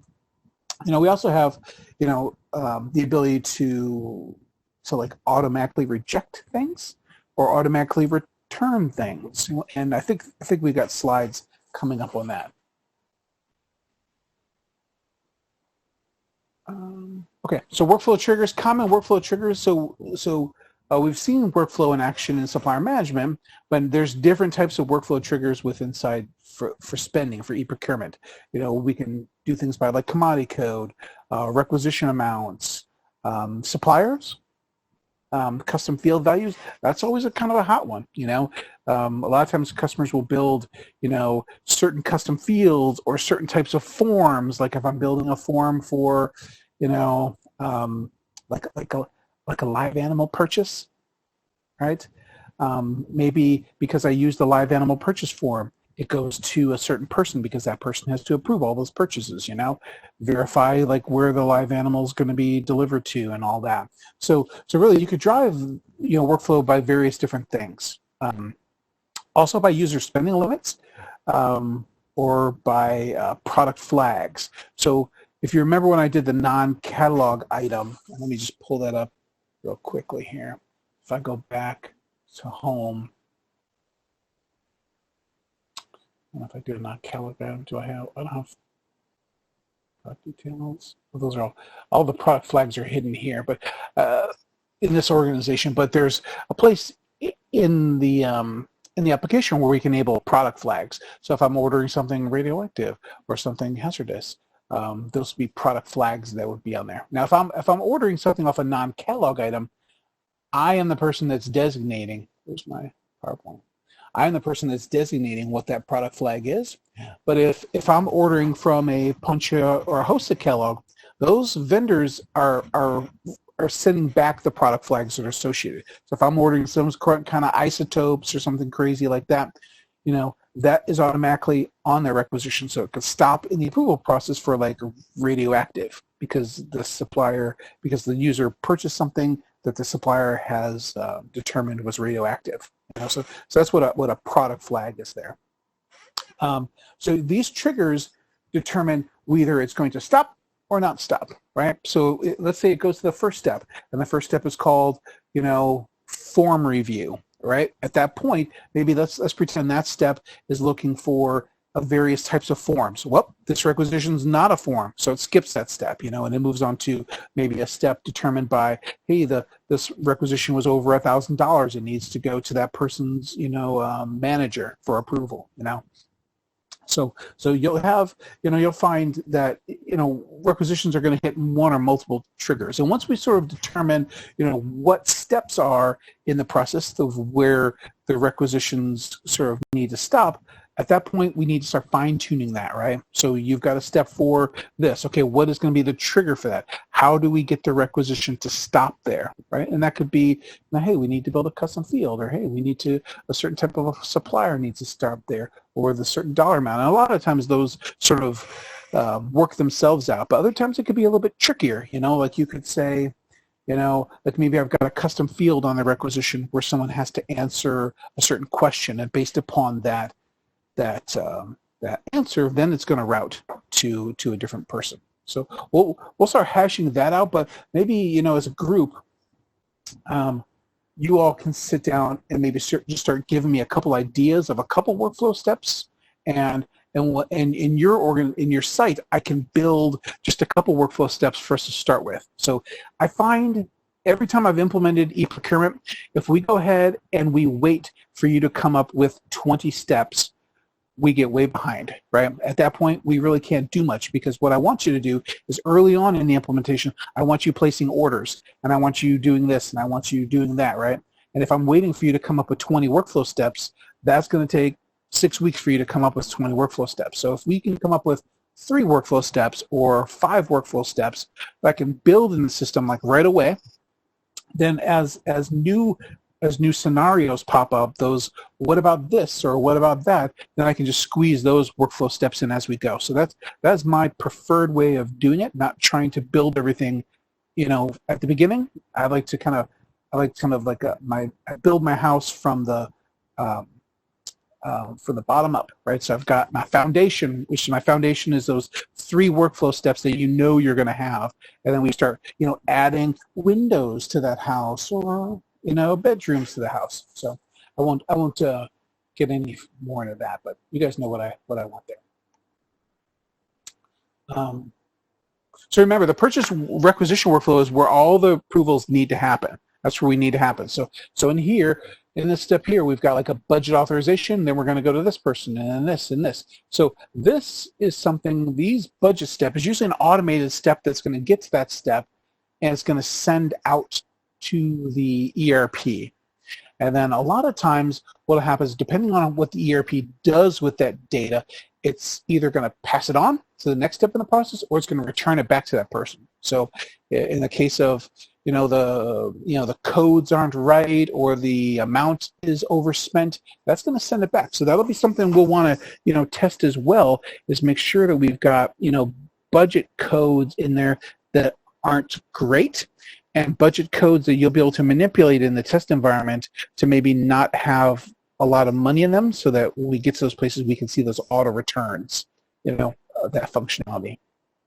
So we don't want everything during our testing to work perfectly, because in the real world, it won't be perfect. So we want to have those sort of situations there. But let's start with just a few workflow steps and move on from there. So there is a question about, is it possible to have different workflows for forms than you do for the requisition process? So forms use the requisition workflow. So forms will do the same budget check that a requisition uses. That's the differentiation between a form and a form request. So now you can always have a step inside the workflow to look for a specific form. So it gets to this step because you're using a specific form. That was that case where I used kind of like the live animal. If someone always has to review the live animal requests, then that form would be routed to that person inside their requisition workflow, and that person would review or approve or deny that. So if it's a request, then it's going to use the form request workflow, which is a lot different. Those steps are less looking at spending versus they're more looking at approval, right? So if I want someone to come in and replace fix my computer or something like that, it's not going to go through the requisition process. I don't have to put in account codes on my form. I say that I need my computer fixed. It gets routed to the maintenance department. The maintenance department is that approval, and they would use that stop in the approval to know that's their kind of their work queue, and they're going to then contact you and say, hey, we need to come over and fix your computer. And when they're done with fixing your computer, they'll mark that as approved. That sort of thing. I hope that answered your question. If it did not, please let me know. I'll pause for a second. For dramatic effect. Okay. Gilliam, I'm good. Great. All right. Keep those questions coming. Any question is a great question. So the starting point of that requisition workflow is creating the cart, and the ending point is the requisition. So when I submit that cart, it automatically enters that requisition workflow and starts the magic. When it gets the PO requisition workflow is done, at that point it's a purchase order. So we're sending it out to get paid for. So anytime we want to stop it before create PO. That's the step we need to stop before. So when you submit your requisition, you can always look at the workflow, and you can even look at the workflow in the requisition process. So if I pull up I'm gonna do the same thing with a blanket. Okay. So I'm going to, this is a protected blanket. I'm going to add $5,068. That must be a great blanket. All right, so I just added that to my cart. I'm going to go ahead and check out. And from this point here, I can actually look at my approvals. So I can see where it's going to go before I even submit that. I can see, hey, it's going to go to Average Joe and Sample Approver. Those are the people, right? And I can see this as a requester or as a shopper. So I'll be able to see where it's going to go even before I submit it. So, and then I can always go back to my requisition while it's in the approval process, and I can always look at this as well. So I can search my requisitions and say, hey, I wonder what's going on with my approval process. I ordered that sweet blanket like 2 months ago, and it hasn't shown up, and you can go into the requisition and see it's still sitting on Average Joe's folder, but he hasn't acted on it. You know, so you can go back into this again, go back to it later and look and see where it's at. At this point, I've got Average Joe's email right here. I can click on that and send him an email and say, hey, what's up with that? I can also add a comment while I'm in the requisition, and I can actually create a comment, and I can choose who to send it to. So I can add a, this is sort of communication with inside the requisition. So if I was an approver, maybe while it's in my approval folder, I may want to send a comment back and say, hey, do you really need this $6,000 blanket? Okay, hold on. So there was something in there. Is it possible to have a warning at some stage of the workflow is taking abnormally long? So there is. So with inside the system, what happens is when something gets in your approval queue, okay, you get a notification and an email telling you've got something to approve, and then we set up administratively when do we start bothering people. When do we start bothering people again? And it's usually like 2 days after that, you're going to get another email that says, hey, you need to do this, right? So you're going to get further emails that get sent. So that person should be getting notified that that something is in their approval queue to do. You as the shopper, you do not have anything pop up that says, hey, this is taking a long time. You just have to, you have to just get on it. There are notifications in the system that will notify you when your requisition's been approved, though, or obviously you would be notified if your requisition was declined. So you're going to be notified when it gets approved. So you'll want to kind of keep an eye on that.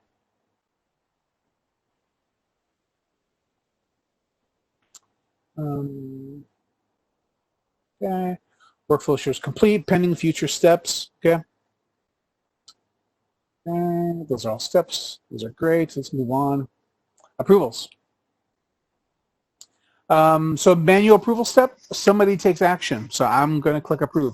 An automated approval or rejection could be based upon a certain dollar amount. Like maybe if the requisition's over a certain amount, it automatically gets rejected, or maybe it automatically gets approved if it's under a certain amount. So you can set those up. You can also automatically return them too. So so I see that more often than like the auto reject. I see something like maybe it might be automatically returned if it's a certain commodity code or something like that. You might automatically return it, or if it's over a certain amount of money, you might automatically return it, as well as automatically returns if it fails in the integration. And then you get notifications of things like, hey, this requisition is waiting to be approved, or hey, this requisition is returned, or hey, someone edited the PO. So once it becomes a PO, remember at that point it's no longer a requisition. But if someone changes it, you'll be notified as well. And changing a lot of times at that point, the PO, you're changing either billing information on there, right, or you're changing delivery information. I Okay, approvers might do different things. So one approver might approve multiple steps, and in that certain step, it'll be for something certain. Like maybe at this point, I'm an approver because it's over a certain dollar amount, and I can also be another approver if it's environmental health and safety. So I can be an approver for multiple steps. Also, a lot of times approval steps can have multiple approvers assigned to them. So at that point, maybe I'm not around, or maybe I'm getting high traffic in this approval step. I can go ahead and have multiple approvers there. Approvers can also assign substitutes, or admins can assign substitutes for them. That's actually really cool. That's cool functionality. So assigning substitutes, if I know I'm going to be out, I can go in and assign a substitute. So what happens is all of my approvals get assigned to a different person that I have designated within a certain amount of time. So I'm going on a vacation for a week. On this date, my approvals all get assigned to Suzanne, and on this date, all of them get assigned back to me. And then you also find inside eProcurement that you've got a lot more approval options, like via the mobile app. So there's not a lot of mobile app support on the supplier management side, but there's a ton of approval support for the mobile app on the eProcurement side. So you can use the app on your phone and approve requisitions, and it's actually pretty cool. You can also approve via email too without even logging into the application. So, okay, approve, right? So it goes to the next step, return, goes back to the person, rejected. So rejected requisitions can't be corrected. So if it's something that you reject, it means that it shouldn't be ordered. So in those cases where someone needs to make a change to something, you would return it to them. Right? Advanced dynamic workflow, this is really the routing of the workflow based upon that criteria that we saw before. So if, and we've seen that on the supplier management side, so that's where you're creating rules that meet a specific purpose. This has a specific supplier. This requisition has a specific commodity code. So we build a rule that basically says, hey, if it's this commodity code, it gets routed to Maura. If it gets this commodity code, it gets routed to John. So we route based upon those people there. So this is where you get to, build it in the future. So as things change, someone moves on, new people come into the organization. Can we have a drop-down menu and pick the appropriate approver? So you cannot, when you submit a requisition, you cannot designate who your approver is. So that is all built, hard-coded in the back end of the system. So the system knows that when you submit a requisition, it needs to go to these steps. Now, there is an option later on, if you're an approver, where you can create ad hoc steps. So what an ad hoc step is, let's say it gets to me. The requisition gets to me as an approver. Now, I'm going to go ahead and approve this, but I want someone else to take a look at this as well, and maybe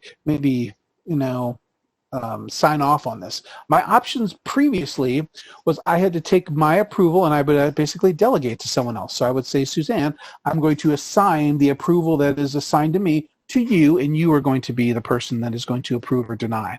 Well, with the ad hoc steps, I can approve and say, hey, I want Suzanne to also look at it, and I can add this ad hoc step to the workflow. So immediately after my step, where it would show that Dan approved it, it would go to Suzanne, and then Suzanne has the ability to approve it or reject it from that step.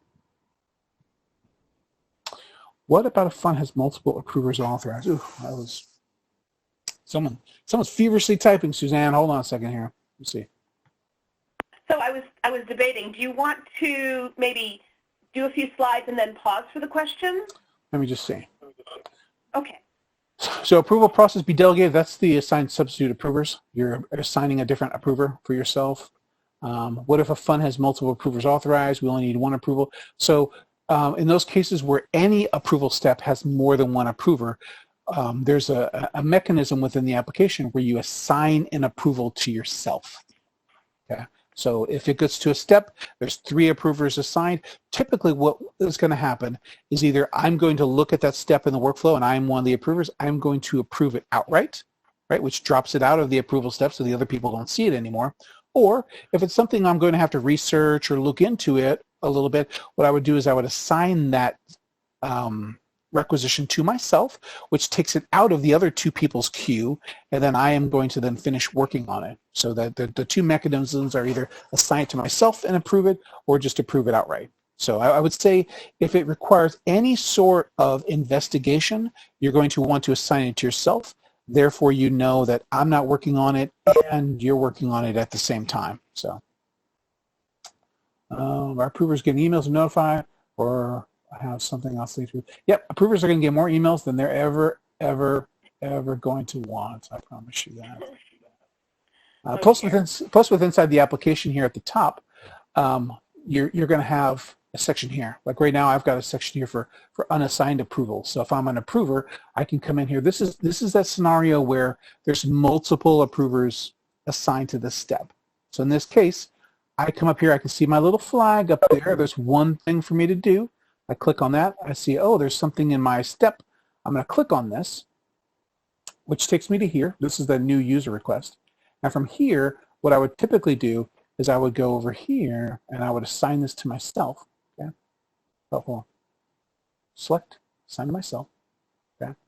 Now, once it's assigned to myself, if I go back and look at my approvals, you notice it now doesn't say unassigned approvals. It says my approvals. So everyone else that was in that approval step can no longer see that one because I'm working on it. Now, if something happens where I'm not able to complete it, I can go ahead and unassign it and it sends it back to the main group. Let me see. I saw there was another chat in there. After it's assigned to an approver, can another approver in that role liberate it? For example, the approver assigns this approver. So this is where the assigned substitute approver comes in place. So typically what happens is you have an admin person that has ability to assign substitute approvers for others. And because there's an approval, there's a permission that allows me to assign substitute approvers for other people. So everyone natively gets the ability to reassign their own approvals to someone else, but there's a permission, a special permission that allows me to do it. So yeah, if you had someone who is a department head who needed to be able to do that, that person would basically at that point then go in and look at all the approvals for everyone on their team and say, oh, this is approval is assigned to Steve, and Steve's in Jamaica. I'm going to go ahead and assign this to myself or reassign this to Becky. Hopefully that answered your question. All right.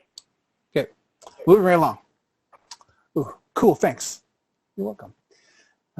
So if you have a step with no approvers, it gets skipped. So this is up to your admins to make sure, hey, we've got rules built and we have approvers assigned to those steps. So you want to be, the admins need to know about that. All right. So for example, at this step here, the account code approval, if it went there and it was account code 123 and that account code was assigned to Jim, but Jim's not at the organization anymore, so his account was inactivated, it would basically go to this account code approval step, look to see if there was an approver assigned to that rule, say there was not, and they would move on to the next step. So it would basically skip account code approval at that point.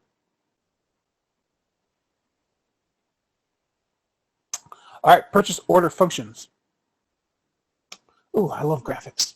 All right, logging in, a user submits a cart, creates a requisition. Oh, purchase order. Okay, so we're going to send the purchase order via fax, email, or this thing called CXML, which is basically like fancy schmancy electronic purchase order. So usually only the suppliers that have the ability to accept a CXML invoice are the enabled suppliers. So not only can they receive POs via CXML, they can also send you invoices via CXML. So it's pretty cool, right? One other quick question, let's see. Chat.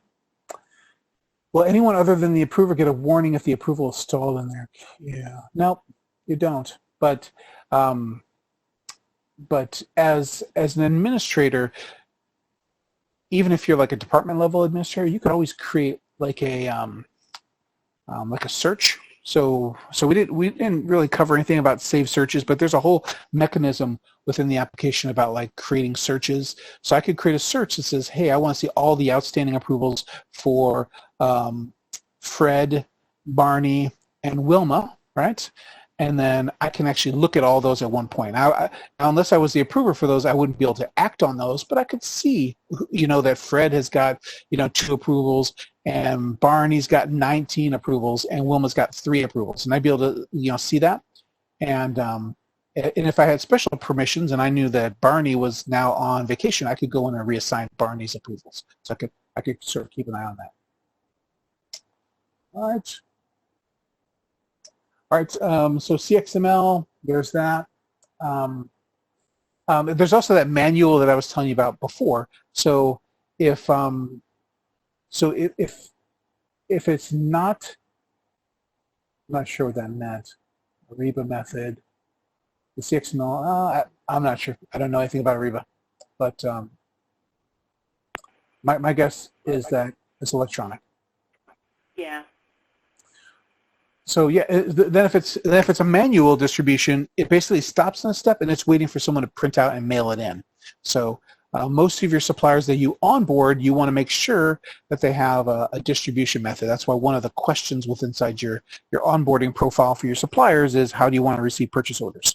So, and then the supplier gets the goods and they ship them out to you. Great.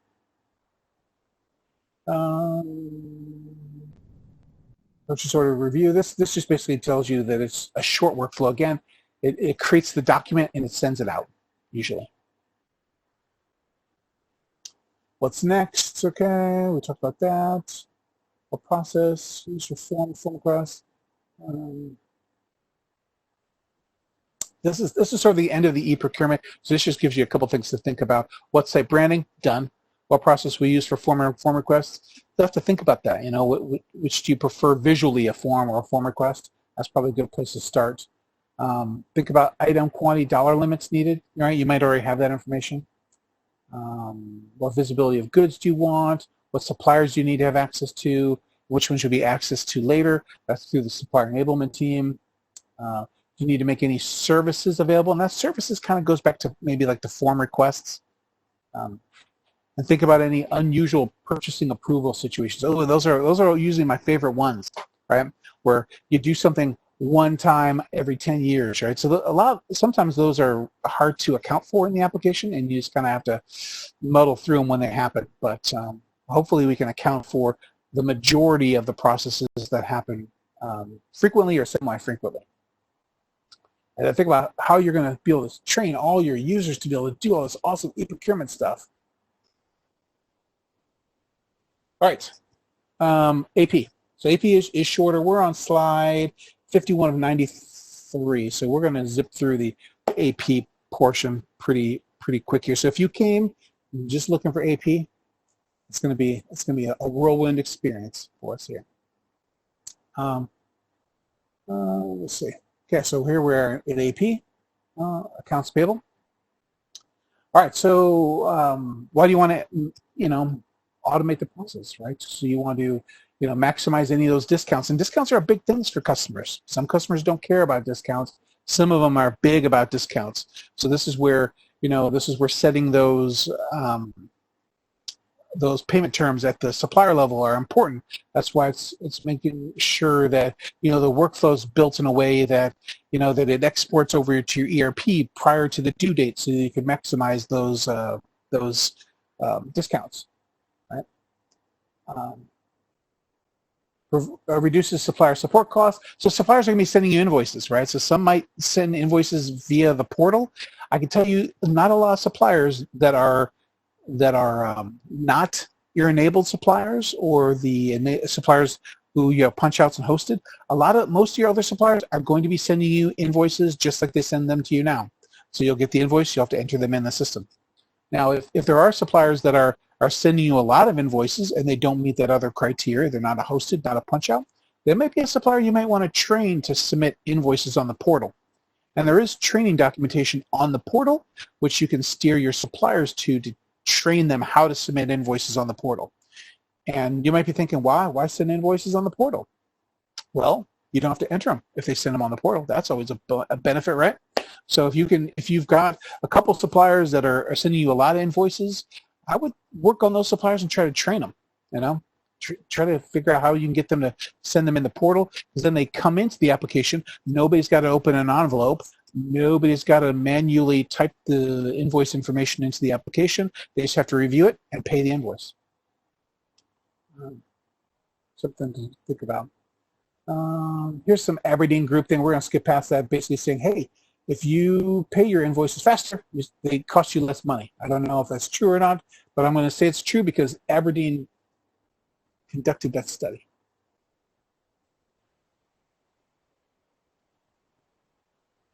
Okay. Accounts payable process. This is just how some invoices can get into the system. So you can invoice directly from contracts, through the portal. Manual is paper. Offsite is maybe if you've got some process offsite where people are going to be working on your invoices offsite. Most customers don't unless they use like our digital mailroom tool. So this offsite is sort of outside of you, and outside of your four walls. Then you've got this e-invoicing here. So e-invoicing, probably those supplier enablement suppliers. Those suppliers are going to send you e-invoices right away. So you're gonna be loving those, because if you do a lot of spend on these suppliers, then that's going to shrink down a lot of time you have to process those invoices, because they're going to be coming in electronically and dropping right into the system, into your approval queue. Okay. How do they enter the system? Okay, we talked about that already. Portal, manual, through contracts, or e-invoicing. So that portal invoicing, that's what I was telling you about, where you can maybe train your suppliers to submit invoices on the portal. So I've had mixed results from customers. Some customers have said that they've had good luck with that. I think you'll have better luck if you target the suppliers that are sending you a lot of invoices versus just try to say, hey, all suppliers, log into this portal and send us an invoice, because I don't know. I've been told that suppliers have kind of pushed back on that, because they say, you know, we send 1,000 invoices out a month, and why should we do it any different for you than we do for everyone else? So I don't know. I don't know if you need to, you know, give it a little carrot or a little carrot and stick, you know, to get them to send them through the portal. But if they submit them through the portal, again, they drop right into the approval queue. All right, there's a couple different invoice statuses, right? So when the invoice gets submitted in a workflow, it goes in process. When it's able to be submitted over to the ERP, it's payable.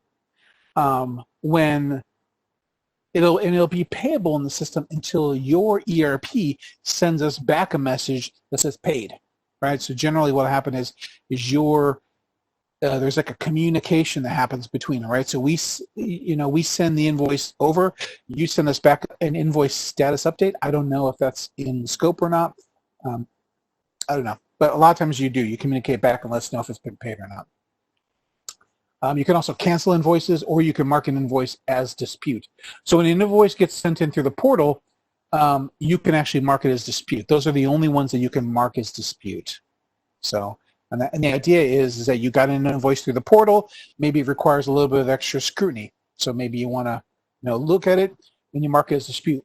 When you mark an invoice as dispute, it triggers like a communication between you and the supplier on the portal. So the supplier gets a notification saying, hey, there's a dispute with this invoice, and you've typed in the reason why. Hey, I'm not paying you $50 for this, or $50 for shipping.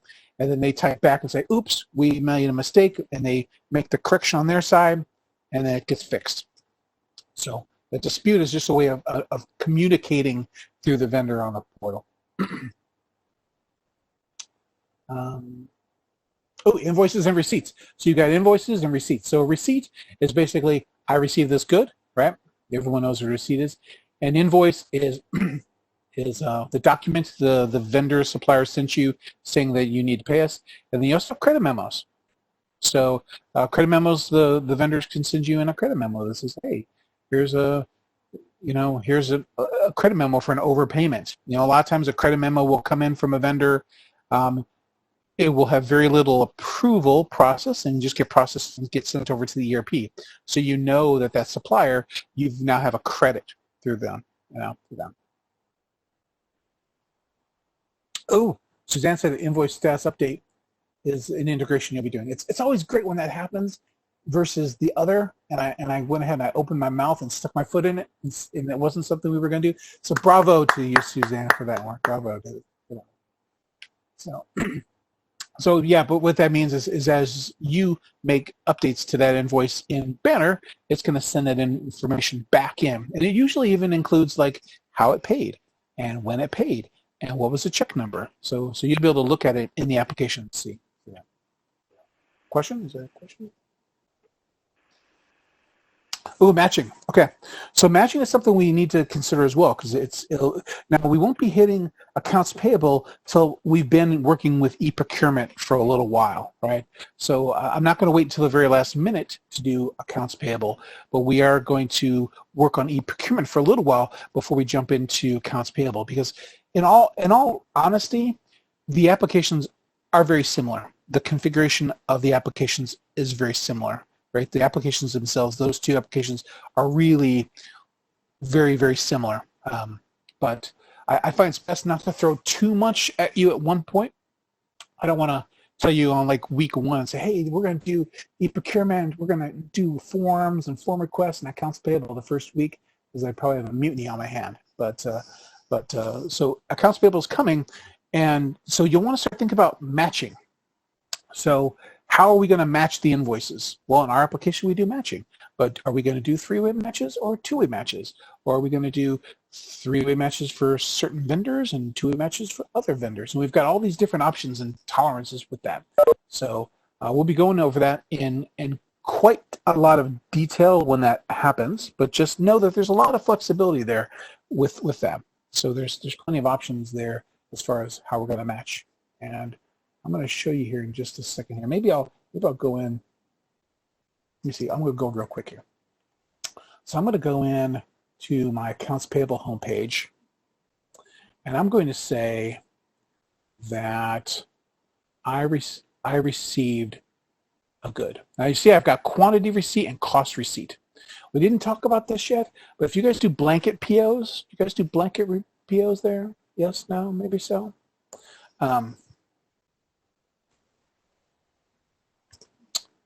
I would say yes, right? Capital yes.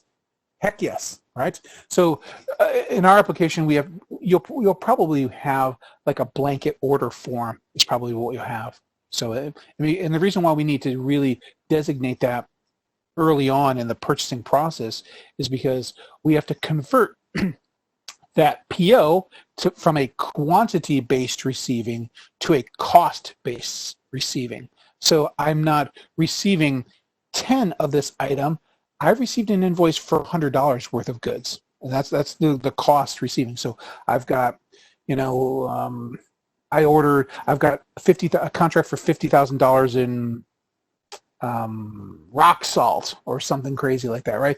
And what happens is now the supplier invoices me for $5,000 worth of rock salt, right? So I'm not saying I received 5,000 pieces of rock salt. I received an invoice of $5,000 of rock salt. So that's the difference between the cost versus quantity receipt.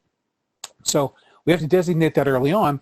That way we make it so that you can't accidentally do a cost receipt for a quantity-based PO and vice versa. So if that makes you a little bit confused, don't worry about it. We're going to be hitting that pretty hard and heavy later on. So here's my quantity receipt for that PO. And this was for those gloves. So I went ahead and I'm going to say that I received those gloves. I ordered one glove and I've completed it. There you go. Easy peasy, right? So that was me desktop receiving, ordered one gloves, right?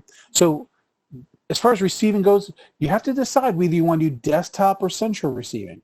Most customers do desktop receiving, which basically determines who is getting the notification to receive the goods, right? Am I getting the notification to receive the goods because I'm desktop, or is it going out to, Jim and Sally because they work at the warehouse who are doing your bulk receiving? So so you have to determine that early on.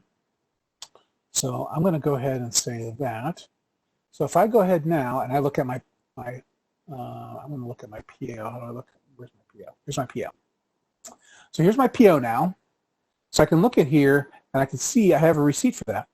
So I've got a net receipt for that. So when I go ahead now, and I'm going to now enter my invoice for those gloves, right? Because those invoice for the gloves, I'm going to inadvertently get the invoice. P33. The invoice comes in, right? Got the invoice here for the gloves.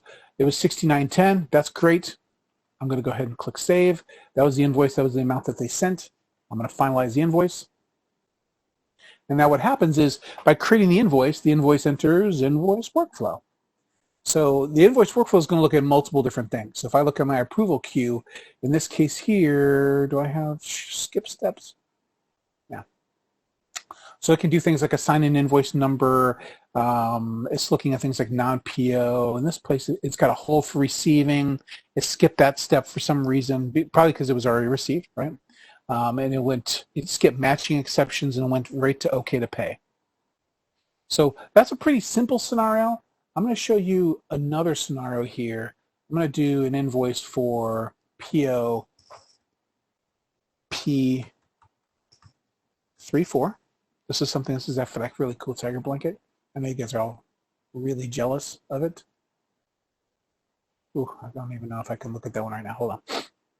Save. Okay, so I've created that, finalize the invoice. So this invoice now has been sent in, right? We haven't received this invoice yet. So if I go to approvals, you can see right now it's hold for receiving, and it's probably past that hold for receiving because maybe I said receipts weren't required when I built this step. But in the real world, it would probably stop at hold for receiving and wait until it's been received. Okay, and then once it gets received, then it sort of moves on from the workflow. So pretty basic. Let me refresh and let's see what's going on. So it is in the matching exception step. So the matching exception step means that something's wrong with it. So if I go in and look at my invoice, I look at, look at my PO. If I look at my receipts, so there's no receipts for this PO, invoices, and I'm waiting. It's been invoiced, but it hasn't been received yet. So it's just going to sit there for right now. Oh, here's my matching. So the matching right here shows that right now it's unmatched. So I was ordered one, I was invoiced for one, but it's not received. Okay. So there right now, this is going to hold into that matching exceptions. So without getting too deep in the weeds, an order usually goes into that hold for receiving step, and it usually stays in that step waiting for the person to receive it. So me as the person that placed that order, I probably got a notification that said I need to receive this item. Okay. So at this point now, I'm going to wait on it because I haven't received my blanket yet. So I'm not going to do anything with it. I'm not going to mark it as received because I haven't received it, right? So I'm just going to sit on that and I'm going to wait. Now, what happens is usually a certain amount of days prior to the due date of the invoice, it's going to get kicked out of the hold for receiving and it will go to matching exceptions, right? And it does that for the sole reason because it wants someone else to get their eyes on it. Because right now, as far as the system's concerned, if it's in hold for receiving, it's waiting on me, right? And if I do a great job, I'm going to receive my goods and I'm going to do a great job and I'm going to send it out. If I don't really do a great job, I might receive that blanket and never mark it as received in the system, right? So at that point, that invoice would just get hung up, right? And a hung up invoice in our system never gets sent to Banner and you never get paid it. So if you want to reduce the amount of time that you're taking to pay invoices, or if you want to utilize any discounts with your suppliers, you want to get the invoices paid. So having it sit in Dan's queue for 6 weeks because Dan was never taught how to receive, or Dan doesn't really care to receive, means that you're not going to get that invoice paid and your supplier is going to be upset with you, right? So the matching exceptions is usually a queue that's owned by like administrative people in your AP group. So it's no longer for Dan, the receiver, it's now there. So that person is probably going to get on the phone or send me a message that says, hey, did you receive this blanket? And I'm going to say, no, I haven't received this blanket. And then that AP person could then either just let it sit in matching exceptions for however they long, because remember, they own that item now, or they can contact the supplier and say, hey, why did you invoice us for this 2 weeks ago, but we haven't got the blanket yet, right? Or Dan could say, oh, I did get that. I just forgot to receive it, right? So I can go in, and I can just go in, and I can't do it from here. I got to do it from my PO. But if I was to search for my PO, I can actually just create a quantity receipt from here, or I can do it from that dashboard that you saw earlier. So here, I'm just going to say that I did receive it. So I'm going to go ahead and just complete that. And now going back to that PO, actually I want to go back and look again at the invoice. And we should see that right now. So the matching exceptions queue is still active, but in probably like 30 seconds to a minute, the system is going to go back out and it's going to re-ping that PO and say, oh, did you receive a receipt? Did you get a receipt? Did you get a receipt? It does that constantly. And it's going to come back and say, oh, yeah, we finally got one. And then it will push it out of the step automatically without your AP team's need to go in there and kind of push it out the door. And it will then go to OK to pay. I don't know if it's ready to go yet. No. So it usually takes like a minute or so for that to happen. But that's sort of receiving. Let me see if we got any chats about that. No, it looks like William and Mary's taking care of those questions. Yeah. Okay. Okay. So who's using AP? Shoppers are using it to receive goods, right? They're going to enter the receipts, quantity or quality. Quantity or validates the quantity or quality of goods. Now, I didn't show you this during the part, but I could have indicated when I received that item that I'm going to return them. So instead of marking it as received, I can actually flag it as returned, which basically changes the dynamic a little bit there. At that point, I'm indicating that I didn't receive those goods, that it's actually still outstanding in Jaggaer, and I'm still waiting for those to be sent in. So, and then central receiving, they're just basically receiving the goods organizational wide. So remember when I said we need to designate desktop or central receiving, because at that point when an invoice was created, it's going to send out an email either to Dan, the requisitioner, saying, hey, receive this, or it's going to go out to central receiving and say, hey, enter a receipt for this, enter a receipt for this. So that person sort of splits the dynamic at that point. All right, accounts payable staff, they're going to enter and manage invoices. They're going to match them, match invoices to receipts, create payments.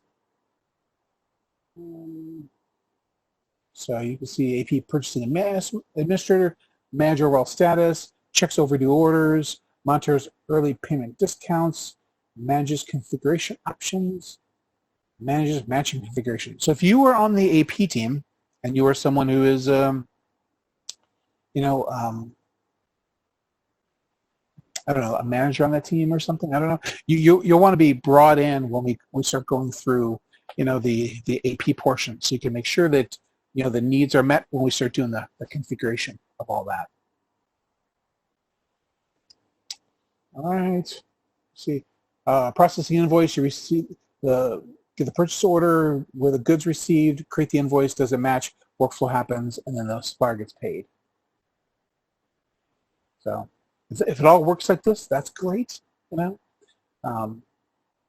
So there's also some other functionality that we'll cover sort of later on where we could turn on some functionality in the application so that when you enter the receipt, the invoice automatically gets created in the system. So at that point, you're not waiting for the invoice for the vendor to send you an invoice. I received the goods. At that point, once I've entered the receipt, the system automatically creates an invoice. So some customers kind of like that.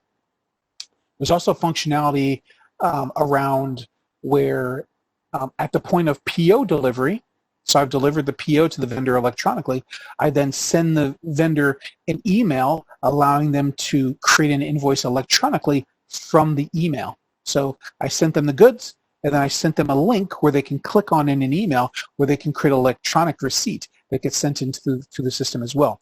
That's the other newer functionality for Jaggaer. I mean, the cool side of that is, of course, you don't have to receive an invoice. You don't have to process an invoice. The downside of that is that, you know, the supplier is sort of prompted to invoice you directly at the point of receipt of the order, right? So I haven't fulfilled my order yet to you, but you're still asking the supplier to submit an invoice, you know? And that's something when you turn on that functionality on, it's something where you enable at the supplier level. So you don't sort of open the floodgates. You say, hey, I want to try this fancy thing with these 5 suppliers or these 10 suppliers, you know? So that's functionality that can be added. And it's pretty easy to add that functionality. Accounts payable homepage, we saw this, right? This is that little widget there. Now, if you're an administrator here, you're probably going to see like approvals, right? So you would see, I don't know if we see it in mine or not. If I go back here, AP home. Yeah. So at this point, let's say I'm an AP person, right? If I'm an administrator, I could be able to see everyone's approvals right here from this group. So at this point, there's no approvals here, but I could say, hey, I want to see just approvals for Dan, or I want to see all invoice approvals.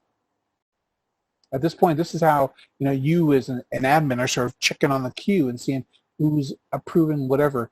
And this is going to be grouped generally by a folder. And when I say by folder, that's workflow step. So you're going to have a step called, you know, whatever the workflow step is, matching exceptions, health and safety approval, or credit memo validation, non-PO invoice approval. You know, so you'll have different steps in there. And you'll be able to see, you know, your invoices or everyone else's invoices grouped in those different sections. So you'll be able to, you know, take action on them. So, yeah.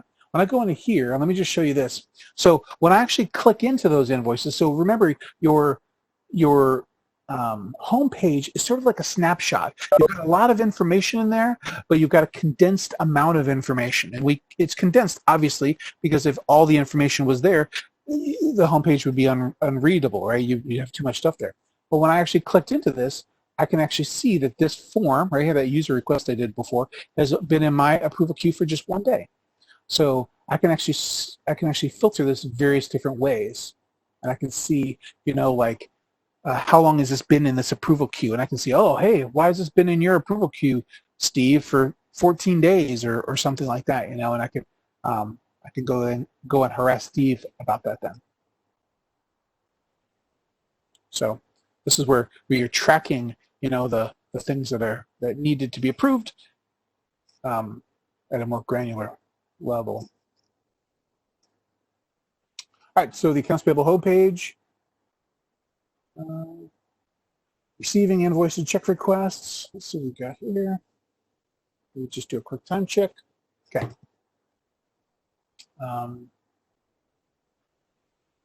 Okay, electronic receipts. We showed you that. The receipts are automatically populated with the PO data. So you saw when I was on that screen, when I put in the PO information in there, the PO information flipped from the PO into the electronic receipt. So I didn't have to manually create all that, right? It saves me a lot of time. And then you get your quantity and your cost receipts. So you're going to have that. We'll probably want to build a form for that, probably pretty soon, like a blanket PO form. I think every customer I've ever worked with has got one. So we'll want to build one. We'll want to test one. We'll want to make sure that that form flips the PO to be a cost receiving PO. And then when we start receiving against it, we should only have the cost option. So we won't be able to receive a quantity at that point, just a cost-based receipt. All right, invoices in the system. This is where you can go and look at the invoices. So if I was in here, and I go here, and I go to search for invoices, I'm going to see invoices, right? So I can see ones that are in progress. In progress means in approval. And then these are all marked as payable. Remember, payable means they can be paid, right? So these are all ones that are waiting for approvals, right? I've got a bunch of invoices in there. Now, this is generally broken down a couple different ways. So when you're talking about like requisitions, I'm searching requisitions, I'm searching for approvals, I'm searching for invoices. This is usually broken down a couple ways. You can either say, just show Dan's invoices, right? Just show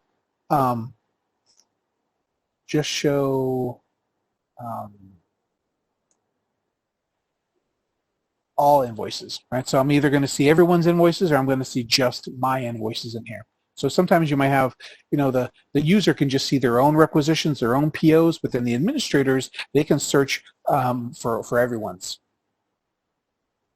Those are just permission-based to allow that. Okay. Then you've got check requests, of course, right? So we talked a little bit about that. Someone provided a service, someone needs to be paid. Check requests, very common process in the application. So my guess is you do check requests as well. So check requests are either done via form or a form request. I think I prefer form requests with them, but they can be done either one of them. And both of those generally would automatically flip to an invoice. All right. Then you have miscellaneous fees. So you can configure your invoice to allow miscellaneous fees, and you can actually have up to 15 different miscellaneous fees on your invoice document. So a lot of the kind of the standard ones are on here: e-waste, dry ice, hazardous. These are, and then it's got a bunch in here that you'll be able to rename on these. So really, what these are for is when you're importing your invoice information, you can say, hey, they also charged me an e-waste fee. So I received my goods that I purchased, and I'm also going to put in an e-waste fee. And I don't know, you might want to track that later. Other customers would just say, we're going to just put the total amount of the invoice in. And the reason why you might break it into a fee versus not break it into a fee is because when you're doing the matching, would you want an invoice to stop in matching because the vendor charged you a $10 dry ice fee? Or would you say, hey, I ordered $100 worth of goods, I received, my invoice was $100 worth of goods, that's a match, right? So we're going to pay that. And then we're also going to pay the dry ice fee because that's what they charge. Or would you want that to stop in the approval process for someone to look at that and say, we're not going to pay it because of the dry ice fee, or we're going to hold it for another day because of the dry ice fee. But these fees are just another way to track, for the matching, because typically the fees aren't included in the matching. Okay. All right. So we already did basic invoicing and receiving, partial invoices. Let's see if we can see a check request. I had a check request in here. So here's a check request form right in here. And actually, we already did one of these. So I'm going to say it was J. Well, I need to search again. You can tell I've got a lot of suppliers in this organization, by and large. So by and large, send me a check request. This is where I'm going to put this in. Now, there is a mechanism inside Jaggaer that will make it so that you can't submit duplicate supplier invoice numbers as well. So it would stop me then at that point and tell me, hey, you've already entered this invoice in there. So when I was doing my testing, I just put like a 002 in there versus a 001. Invoice for services. And there's one. It was a $150 invoice. Just going to go to cart. Oh, this is the one where it wanted the attachment. So we've already seen this, but I'll just show you this again.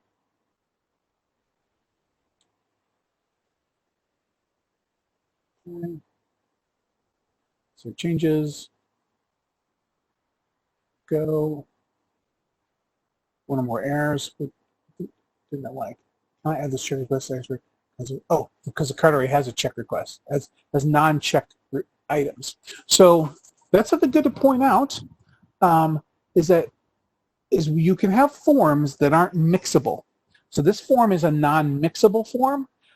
So if you've got forms that do a distinct thing, this just prevents a user from being able to put two different things in their requisition that would do two different things. So in this case, let's say this form was going to automatically flip this PO to an invoice, right? Well, whatever's in my cart here, this blanket right here, I don't want that blanket to automatically flip to an invoice. So the way that we do this in Jaggaer is we basically say, hey, this form is a non-mixable form, so it won't allow me to put this blanket and the form in my cart at the same time. So I'm just going to go in there and remove that, go back to my form, and go. Okay, so here's my check request there. I'm going to proceed to checkout and submit the requisition. So if you remember from earlier on, this is where it automatically flipped to a PO and then automatically flipped to an invoice, and then it went to OK to pay. So not a lot of approval steps in that process, but that's just in this org. So usually you'd probably have in the accounts payable, in the invoice workflow, you'd have like a check request approval. So it would stop for someone to verify the check request on the in the accounts payable, your accounts payable team, before you go ahead and pay it. You know, and they might be looking at, you know, the document attached, or they may be looking at the invoices that's attached, making sure that person is not an employee, or if they are an employee, make sure that they have, you know, all the right sort of ducks in a row before they're paying, you know, this way.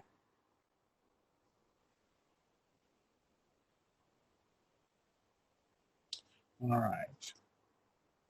Matching rules and tolerance invoice approvals. We are on slide 70 of 93. So we're going to move along.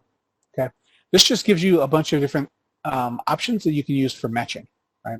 So how are we going to match and how are we going to create our scenarios? Can you see this at the top? Is that in the way?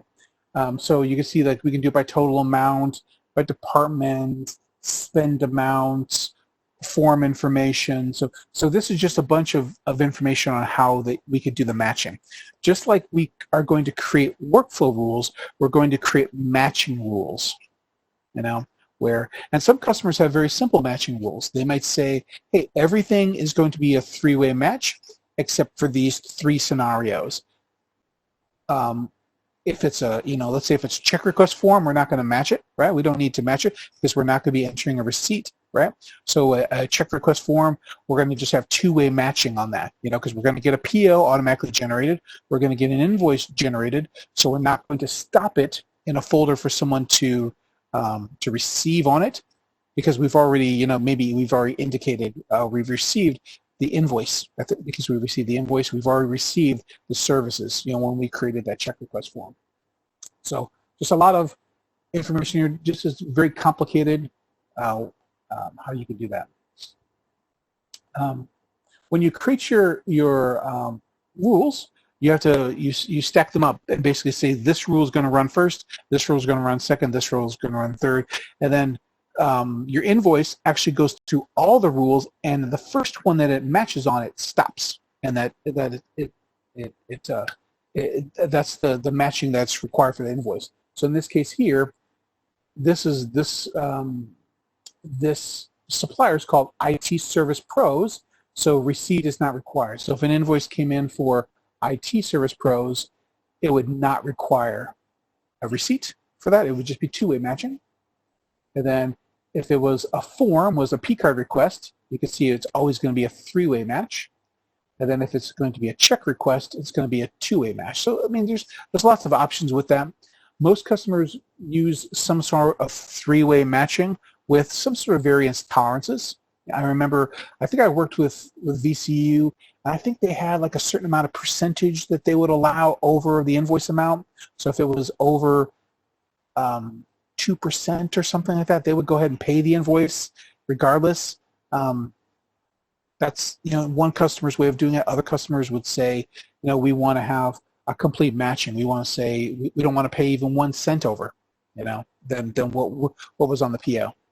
So lots and lots of options there. But there's a lot of options, but the configuration on it is pretty simple. Most customers were able to wrap up, you know, what their their matching rules and their tolerances within just a short time.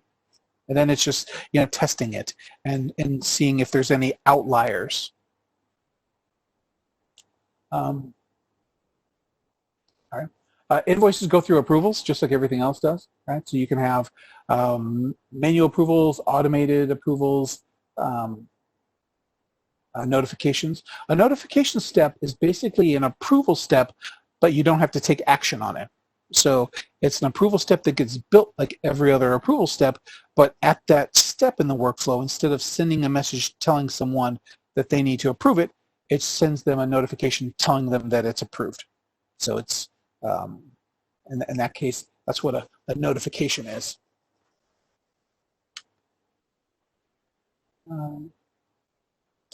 Invoice approvals.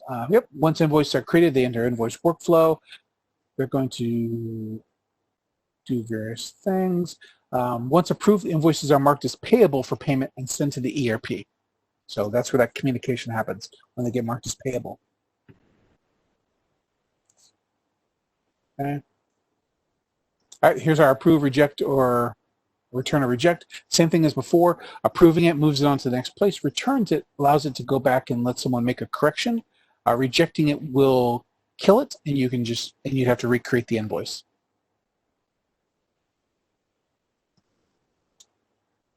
Here's some common workflow triggers. You've got like the total amount, the pay status, the matching status, the invoice type, whether it's like a credit memo or an invoice, supplier name. You can also do approvals based upon the invoice source. So how was the invoice created? Did someone manually create it? Did it come in through the supplier portal, right? Sometimes those might get a little bit of extra scrutiny. Or did it come in electronically? Or who was the owner of that invoice? What department was that invoice for? So just some common things that you could use for that. And we'll want to tackle, invoice approval the same way we're going to tackle the requisition approval, and start with something really similar. Really simple, just a couple steps in order to do some testing, and then we just start layering in extra layers of complexity as we go.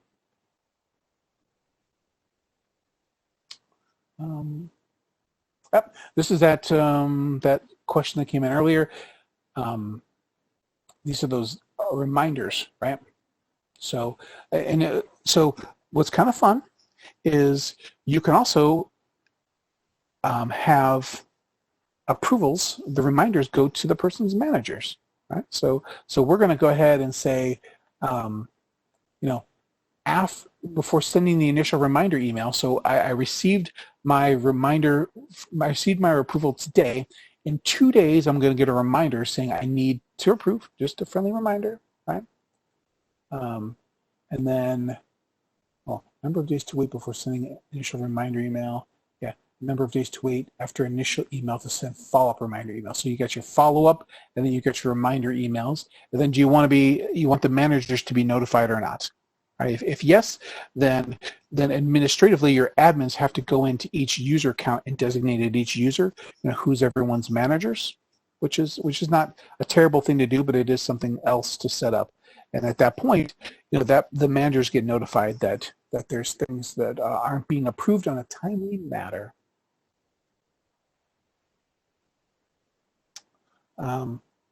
There's various reports inside accounts payable, right? So you can track spend, cycle times, discounts, right? So how long is it taking?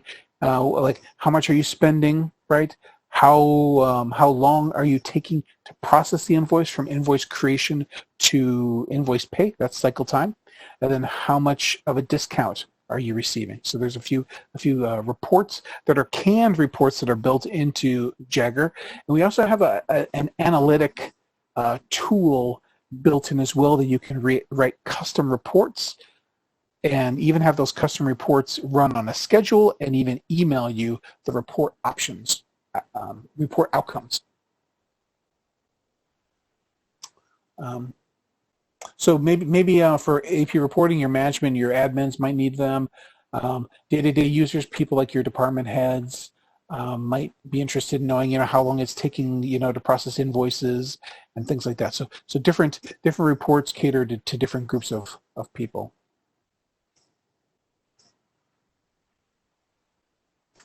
So you've got, so there's a couple different places where you can get to reporting in the application.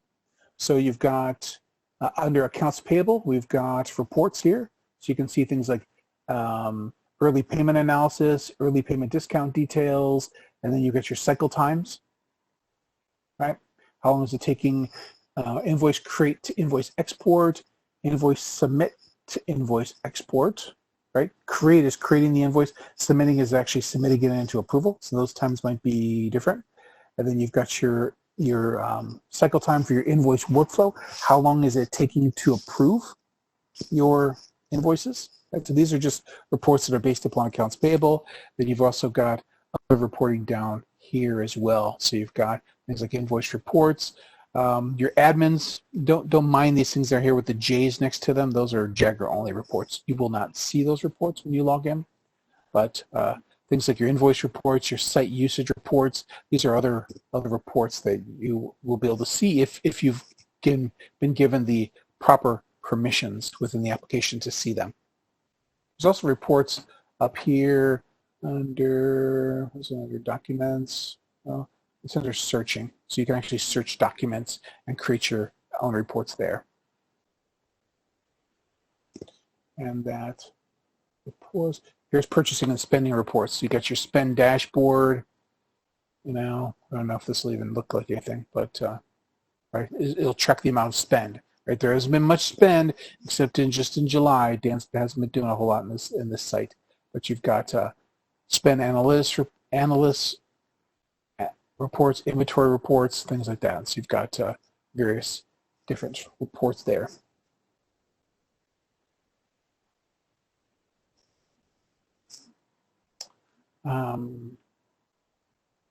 And then you can do document searches as well. So searching documents is a good way of getting data as well. So I can narrow the search criteria and search certain types of requisitions, certain types of invoices, certain types of POs, and then I can extract that data to Excel and I can mine that data. So you can always do that as well. Okay, we talked a little bit about saving searches. I think you saw me save a search for things I wanted to buy. So every user can create their own searches as well as add things to their favorites. So things that I would do frequently, I might add a search for it so I can do it faster the next time. So that'll be something you'll want to include with your training to teach people how to access and create searches. Once you have your search data, you can actually export your data as well. So once I've created my search and ran my search, I can export it. And different types of searches have different types of exports. So in this case here, you can see that I'm doing an invoice and AP search, and I have the choice to do 3 different templates. I can do a full export, just a screen export, which will be probably just the data that you would normally see on the screen for those. And then you can also do a transaction export, which is probably links the transactions together, like the requisitions to the POs and the invoices. It links them together. So these convert to Excel when you download them, so you can open them up and mine that data. Some more information, invoice reports. These are just invoice sources, how am I getting them? How are my suppliers sending my invoices? How's my matching bin for my invoicing? And then how, as far as, are my invoices in tolerance, out of tolerance? And I can get that data from those invoice reports, export that data into Excel, and then, of course, review and mine that data. Is there a question? Someone have? Here's something. And I know we're almost out of time, Suzanne, so if that is you, we only have a few more slides. Right? Here's a cycle time screenshot, right? So you can see that where your either your requisitions or your invoices are spending the most amount of time. when you pull the reports in the application, you can either choose to export them, or in this case here, you can actually double click on the columns and you can drill down into the details. Right. So in this case here, if I was to double click on this April, it would take me into that spend or those requisitions or those invoices that were done in that. So I've got various things I can filter, date ranges, target information, and then either export this information, double click on it, and drill down into it. Suppliers, we've got just a couple minutes here for this. Suppliers will be able to submit their invoices through the portal. I mean, if your suppliers, every supplier that you invite to register will have the ability to submit invoices from the portal. So some will, some will not. So I don't want to sort of oversell the fact that you're going to do a lot of suppliers are going to log into the portal and send you invoices from the portal, because that's not what I've heard in the past from other customers. It does take some work to get the suppliers to do this because it's different than how they do this normally. Suppliers are registered through supplier management, right? When they do register, the supplier will have to provide an invoice number before they can submit a portal. Before they submit an invoice through the portal. So they won't just be able to invoice you randomly. You'll have to either give them the restriction that they have to provide an invoice number, or allow your suppliers in the portal to submit non-PO invoices. And almost done. Different ways suppliers can submit invoices, or the CXML, this EDI. Those are all based upon the integration of the suppliers through the supplier enablement. And then in the supplier portal, suppliers can actually import a CSV file, or they can just do like an invoice one at a time through this invoice flip. Portal invoicing looks like this, right? I've got the PO number in there, and there you go. That's it. So wow, we got it right under the wire, Suzanne. Whew, that was Thank you, Dan. Talking there. Thank you. So That's a lot of material. I know, it's a lot, tons of material. So I do want to open it up for questions, of course. Yep, of course. So let me just give a couple of summary things. Dan, I will be providing the recording, and Dan, you can provide me the slides, and we'll be sharing those through Mara and Catherine. I have established a Basecamp site specifically for our ePro and AP work, and have sent out a request to Mara and Catherine for the folks that will need access to that. But in the meanwhile, we will definitely share the slides in advance of that while they're working on the list. I know it's a lot of material to cover, but rest assured we have a number of weeks to do that, and we have a very structured process that we follow that Dan's going to walk you through, the functionality and best practices and getting your site configured so it's going to work the way you and William and Mary need it to. Any questions now? Yeah. Gail says, this was really informative. I appreciate that, Gail. So yeah, it is a lot of information to throw in. And I mean, this is basically, hopefully, to sort of whet your appetite and get you an idea of the capabilities of the application, and to know like what kinds of decisions that we're going to be making along the way as we configure. All right, then. Sounds good. Yes. Thank you all very much for your time and effort. Appreciate you all listening in and the good feedback that we're receiving, that you appreciate it. It felt like TSM is going to be nothing compared to what we're going to do with ePro. So we're looking forward to working with you all on that. And Kitty likes the approval process. Wonderful. All right. Thank you. Take Thank care, you. folks. All right. Bye-bye. Thanks, Dan. Thanks, Suzanne. Bye-bye. All right, thanks.